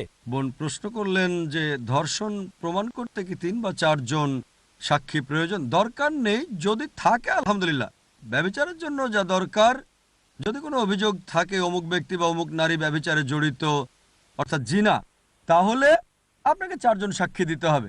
৪ জন সাক্ষী না পাওয়া গেলে অভিযোগকারীকে সূরা নূর অনুযায়ী অধ্যায় নম্বর ২৪ আয়াত নম্বর ৪ ৮০ বেত্রাঘাত মারবে। এটা ব্যভিচারের জন্য। ধর্ষণের ক্ষেত্রে সাক্ষী থাকলে ভালো, এমনকি সাক্ষী না থাকলেও যদি আনুষঙ্গিক প্রমাণাদি থাকে, যদি প্রমাণিত হয়, কারণ ধর্ষণের ক্ষেত্রে ৪ জন বা ৩ জন সাক্ষী খোঁজার প্রয়োজন নেই, পাবেন না। তাই ধর্ষণের ক্ষেত্রে আনুষঙ্গিক প্রমাণাদি, অভিযুক্ত ব্যক্তি যদি দোষী প্রমাণিত হয় যে কোনো পদ্ধতিতে, এখন অনেক বৈজ্ঞানিক পদ্ধতি আছে, এমনকি বীর্য পরীক্ষা করতে পারেন এবং সবাই জানতে পারেন কোনো আনুষঙ্গিক প্রমাণাদির মাধ্যমে নিশ্চিতভাবে কেউ যদি ধর্ষক প্রমাণিত হয় সে কঠোর শাস্তি পাবে। সাক্ষী আবশ্যক নয়, যদি থাকে তা অতিরিক্ত সাহায্য। আশা করি উত্তরটা পেয়েছেন। আমরা অনুষ্ঠানের প্রায় শেষ প্রান্তে চলে এসেছি। মাঝখান থেকে আমরা আরো একটি প্রশ্ন নিব। আসসালামু আলাইকুম। আমার প্রশ্ন হলো, ব্রিটিশ সরকার এবং এই দেশের মিডিয়া তারা মুসলিম সমাজকে দুভাগে ভাগ করতে চায়। এভাবে মুসলিমরা কিছু হলো চরমপন্থী এবং অন্য মুসলিমরা হলো নরমপন্থী। যারা ইরাক ও আফগানিস্তান সম্পর্কে কথা বলে তারা চরমপন্থী, আপনি যেমনটি বললেন, এবং তারা পররাষ্ট্র নীতিরও সমালোচনা করে ইত্যাদি। তাই আমার প্রশ্ন হলো, মুসলিমদের কি সম্মিলিত ফান্ড দেখানো উচিত এবং অন্য কি কি বিষয়ে আমরা আলোচনা করতে পারি এবং দেখাতে পারি যে আমরা সবাই এক? প্রশ্ন করলেন যে সরকার বলেছে কিছু মুসলিম চরমপন্থী এবং কিছু মুসলিম নরমপন্থী। মুসলিম তো মুসলিমই। আল্লাহ কোরআনে বলেন সূরা বাকারা অধ্যায় ২ আয়াত ২০৮, উদখুলু ফিস-সিলমি কাফা। পূর্ণভাবে ইসলামে প্রবেশ করো। আপনি যদি মুসলিম হন তাহলে ইসলামে পূর্ণভাবে প্রবেশ করেন, নইলে আপনি ভণ্ড মুসলিম। আমি বলি মুসলিম বা ভণ্ড মুসলিম, চরমপন্থী বা নরমপন্থী মুসলিম বলে কিছু নেই। হয় মুসলিম নয় ভণ্ড মুসলিম। ভালো আমলকারী মুসলিম অথবা আমলকারী নন। মুসলিমদের মধ্যে চরমপন্থী বলে কিছু নেই। যদি হতে হয় মুসলিম হন। আল্লাহ বলেন উদখুলু ফিস-সিলমি কাফা। বলতে পারেন না আমি কোরআনের এই অংশ মানতে চাই, ওই অংশ মানতে চাই না, আমি হাদিসের এটা মানতে চাই, ওটা মানতে চাই। সহি হলে মানতে হবে, সহি না হলে ত্যাগ করেন। ভালো, সহি হাদিস হলে মানতেই হবে। চরমপন্থী বা নরমপন্থী বলে কিছু নেই। মুসলিম তো মুসলিমই, যদি কোরআন সুন্নাহ অনুসরণ করে। যদি সরকার বলে যে আফগানিস্তান ও ইরাকের ব্যাপারে যারা কথা বলে তারা চরমপন্থী মুসলিম, আমি বলি ঠিক আছে, হ্যাঁ, আমি চরম দয়ালু, তাই আমি গভীরভাবে দুঃখ পাই ওই সব মানুষের জন্য যারা ইরাক ও আফগানিস্তানে মারা যাচ্ছে। আমার অন্তর বেদনায় কাতর হয়। আমি চরম দয়ালু এজন্য, যদি সরকারের কোনো সমস্যা থাকে সেটা তাদের সমস্যা, আমার নয়। এটা আমার হক। আমি একজন মানুষ। অন্য কোনো নিরপরাধ মানুষ যাকে আতঙ্কিত করা হচ্ছে, যাকে হত্যা করা হচ্ছে, তাদের পক্ষে কথা বলবো। কারণ ব্রিটিশ হওয়ার আগে প্রথমে আমি মুসলিম, আমি মানুষ, আমি শুধু ব্রিটিশ নই। আপনারা কি উত্তর দেবেন তা আমি বলে দিচ্ছি, আমি পর্যটক, আমি ভারতীয়। আপনাদের বুঝতে হবে যে হ্যাঁ, সরকার যদি বলে যে আমি এমন কিছু বলছি, আমি যদি তাদের সমর্থন করি যারা নিরীহ মানুষকে আতঙ্কিত করছে, তাহলে সেটা ভুল। আমরা অবশ্যই এমন কোনো মানুষকে সমর্থন করছি না যারা কোনো নিরীহ মানুষকে আতঙ্কিত করছে। যারা কোনো নিরীহ মানুষকে আতঙ্কিত করছে, আমরা যদি তাদের বিরুদ্ধে কথা বলি, হ্যাঁ তা আমরা বলি, কিন্তু আমরা তাদের পক্ষে বলছি না। হোক সে একজন আমেরিকার অধিবাসী বা ব্রিটিশ বা যে কেউ হোক, মুসলিম বা অমুসলিম, এটা প্রত্যেক মুসলিমের দায়িত্ব। কারণ আমাদের প্রিয় নবীজি মুহাম্মদ সাল্লাল্লাহু আলাইহি ওয়াসাল্লাম বলেছেন, খারাপ কিছু দেখলে যদি পারো হাত দিয়ে বন্ধ করো, যদি হাত দিয়ে বন্ধ করতে না পারো তোমার জিহ্বা দিয়ে তা বন্ধ করো, যদি জিহ্বা দিয়ে করতে না পারো তাহলে মনে মনে ঘৃণা করো। এটা করলে তুমি হবে নিচু স্তরের মুমিন, নিম্ন পর্যায়ের। যদি মনে করেন হাত দিয়ে বন্ধ করতে পারবেন তাহলে করেন। যে কোনো খারাপ, আল্লাহ যদি আপনাকে কথা বলার ক্ষমতা দেন আর না বলেন, সে ক্ষমতা আল্লাহ নিয়ে নেবেন। যদি মনে করেন ঠিক আছে কথা বললে সমস্যা হয়ে যেতে পারে, এইটুকু সাহস আপনার না থাকলে তখন অন্তর দিয়ে ঘৃণা করেন, তাহলে হবে নিচু স্তরের মুমিন। কিন্তু বাণী পৌঁছানোর উপায় আমাদের জানতে হবে। অধিকাংশ সময়ই মুসলিমরা বোকার মতো মন্তব্য করে। মাশাআল্লাহ, আমি ভারতে মন্তব্য করি দাওয়া দিতে। বোম্বে দাওয়া দেওয়া হলো অন্যতম একটা কঠিন জায়গা। জানি না আপনাদের বোম্বে সম্পর্কে জানা আছে কিনা। বোম্বে খুবই কঠিন, অবশ্য এখানে সহজ। তবু আল্লাহ তাআলার সাহায্যে আলহামদুলিল্লাহ সুম্মা আলহামদুলিল্লাহ ৮ বছর ধরে দাওয়া দিয়ে যাচ্ছি। প্রতিদিন সকালে বড় ধরনের দাওয়া প্রোগ্রাম কেবল টিভিতে পৌঁছে যাচ্ছে ১.৫ মিলিয়নের বেশি ঘরে। প্রকাশ্যে আমি বেদ নিয়ে কথা বলি, সরকার নিয়ে কথা বলি, কিন্তু হিকমার সাথে, এবং আল্লাহ সুবহানাহু ওয়া তাআলা ও আমাদের প্রিয় নবী মুহাম্মদ সাল্লাল্লাহু আলাইহি সাল্লামের নির্দেশনা অনুসারে। তাই হিকমার সাথে কথা বলতে হবে। আমি খুবই সচেতন, কিন্তু আপনি কিভাবে করছেন তা গুরুত্বপূর্ণ। বুদ্ধর মূর্তি ধ্বংস করা নিয়ে যে ঘটনাটা ঘটেছিল, তালেবানরা বুদ্ধর মূর্তি ধ্বংস করেছিল, এটা লজ্জাকর।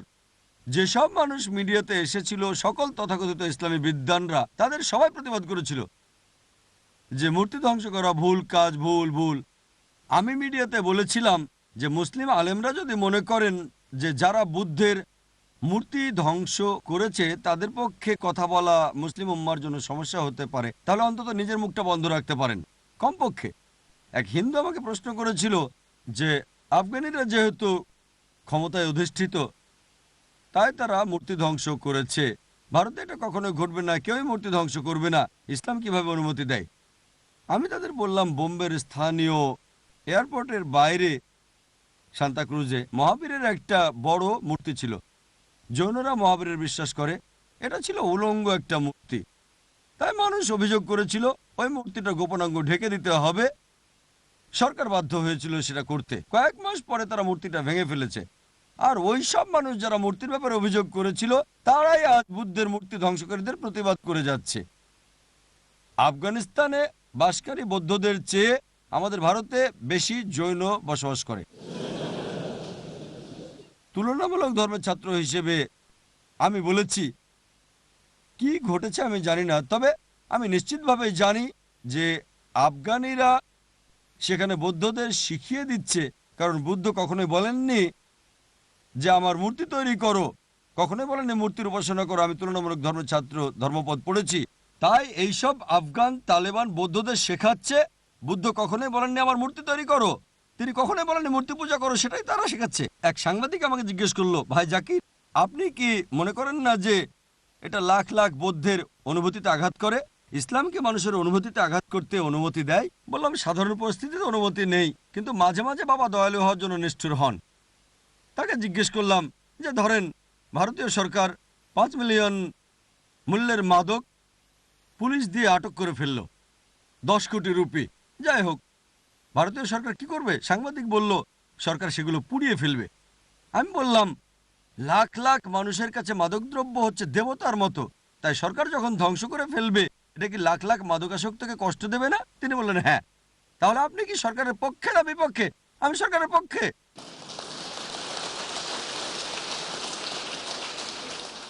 আমি ভারতীয় সরকারের পক্ষে, কারণ লাখ লাখ মাদকাসক্ত কষ্ট পাওয়ার পরেও ভারতীয় সরকার, তারা জানে যে এটা অনেক ক্ষতিকারক, তাদের স্বাস্থ্যের ক্ষতি করবে। আর আখিরাতের বিষয়ে মুসলিমরা জানে, ইনশাআল্লাহ আরও জানে যে এটা বৌদ্ধদের জন্য উপকারী। আমি ওই হিন্দুকে প্রশ্ন করলাম, ধরেন আপনি একটা বাড়ি কিনলেন, আর আপনার ওই বাড়িতে যদি কাবা খোদাই করা থাকে, তখন আপনি কি করবেন? আপনি কি ধ্বংস করবেন না? সে বলতে ভয় পাচ্ছিল যে এটা সরিয়ে ফেলবো। আপনি কি ধ্বংস করবেন না, সরিয়ে ফেলবেন না? সে বলল, হ্যাঁ, কারণ আপনি বাড়ির মালিক। সুতরাং আফগানিরা হচ্ছে দেশটার মালিক, মূর্তিটাও তাদের দেশে আছে। এখন না বলার কে আপনি? তারা কি আপনার দেশে এটাকে ধ্বংস করতে যাচ্ছে কখনো? যেসব বিদ্বান বলেছিল উদু ইলা সাবিলি রাব্বিকা বিল হিকমা, এটা হিকমা নয়, এটা হিকমা নয়, তারা আসলে জানেই না। ব্যাকগ্রাউন্ডটা হচ্ছে সূরা নাহাল অধ্যায় 16 আয়াত 125। উদু ইলা সাবিলি রাব্বিকা বিল হিকমা। রুকু শুরুর প্রথম কয়েকটা আয়াত বলছে যে নবী ইব্রাহিমের জীবন আদর্শ একটা উত্তম উদাহরণ। নবী ইব্রাহিম আলাইহিস সালাম কি করেছিলেন? তিনি মূর্তি ভেঙেছিলেন। তাই উদু ইলা সাবিলি রাব্বিকা বিল হিকমা, এর মানে নরম সুরে কথা বলা নয়। হিকমা মানে বাণী প্রচার করা, কখনো নম্রভাবে, কখনো বা শক্তভাবে। হিকমা মানে জ্ঞানের সাথে। এর মানে শুধু নম্রতা নয়, অনেক সময় নম্র হিকমা, মাঝে মাঝে কঠোর হিকমা। আর মুহাম্মদ সাল্লাল্লাহু আলাইহি ওয়াসাল্লামের দিকে তাকালে, তিনি যখন ক্ষমতা পেলেন, মক্কায় ফিরে এসে কাবার সব মূর্তিকে ধ্বংস করলেন আর কোরআনের এই আয়াত পড়লেন, ওয়াকুল জাল হক ওয়া যাকাল বাতিল, ইন ইন্নাল বাতিলা কানা যাউকা। যখন সত্য আসে মিথ্যা দূরীভূত হয়, কারণ মিথ্যা তার প্রকৃতিগত কারণে দূরীভূত হবেই। দেখেন, আমাদের ক্ষমতা না থাকলে, ধরেন ভারতে এটা করতে কোনো সমস্যা নেই, এটা ফরজ না, এটা ফরজ না। যখন ক্ষমতা ছিল তারা মুস্তাহাব কাজটা করেছিল, আপনার সমস্যা কি? উত্তর দেওয়ার ক্ষেত্রে সরকারের উদাহরণ দিয়ে উত্তর দেওয়ার পদ্ধতি জানতে হবে। যখন উত্তর দেন, যখন আপনি কথা বলেন, দুর্ভাগ্যবশত আমাদের অনেক মুসলিম আবেগের বশে এমন কিছু বলে ফেলে যা আমাদের সমস্যায় ফেলে দেয়। তাই যদি উদাহরণ দিয়ে হিকমার সাথে কথা বলেন, আমি যেমন ভারতের উদাহরণ দিলাম, সন্ত্রাসী ও মুক্তিযোদ্ধা আমেরিকা ও ব্রিটিশ, আমরা কোথায়? তারা উভয় সমস্যায় আছে। ইতিহাস দেখেন, বেঞ্জামিন ফ্রাঙ্কলিন সন্ত্রাসী, জর্জ ওয়াশিংটন সন্ত্রাসী। তাই আমরা যখন উদাহরণ দিই, এটা দৃষ্টিকে প্রসারিত করে। এটা যদি সরকারের না হয়, অন্তত ব্রিটিশদের। দেখেন, অমুসলিমরা বোকা নয়, পশ্চিমারা বোকা নয়। সরকারের যে নীতি থাকুক না কেন, সোচ্চার হন, কিন্তু হিকমার সাথে কথা বলেন, যাতে আমরা বিশ্বে শান্তির কথা পৌঁছাতে পারি। আশা করি উত্তরটা পেয়েছেন।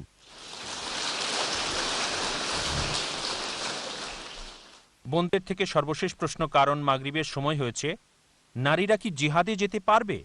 প্রশ্ন করা হলো, নারীরা কি জিহাদে যেতে পারে? জিহাদ মানে চেষ্টা ও সংগ্রাম করা। প্রতিদিনই আপনার জীবন নিয়ে জিহাদ করার কথা। জিহাদ মানে চেষ্টা ও সংগ্রাম করা। জিহাদের সর্বোত্তম মাধ্যম হলো অমুসলিমের কাছে ইসলামের বাণী প্রচার করা। আমি জানি বোন কি বোঝাতে যাচ্ছেন। তিনি বলেছেন যুদ্ধে যেতে পারেন কি না।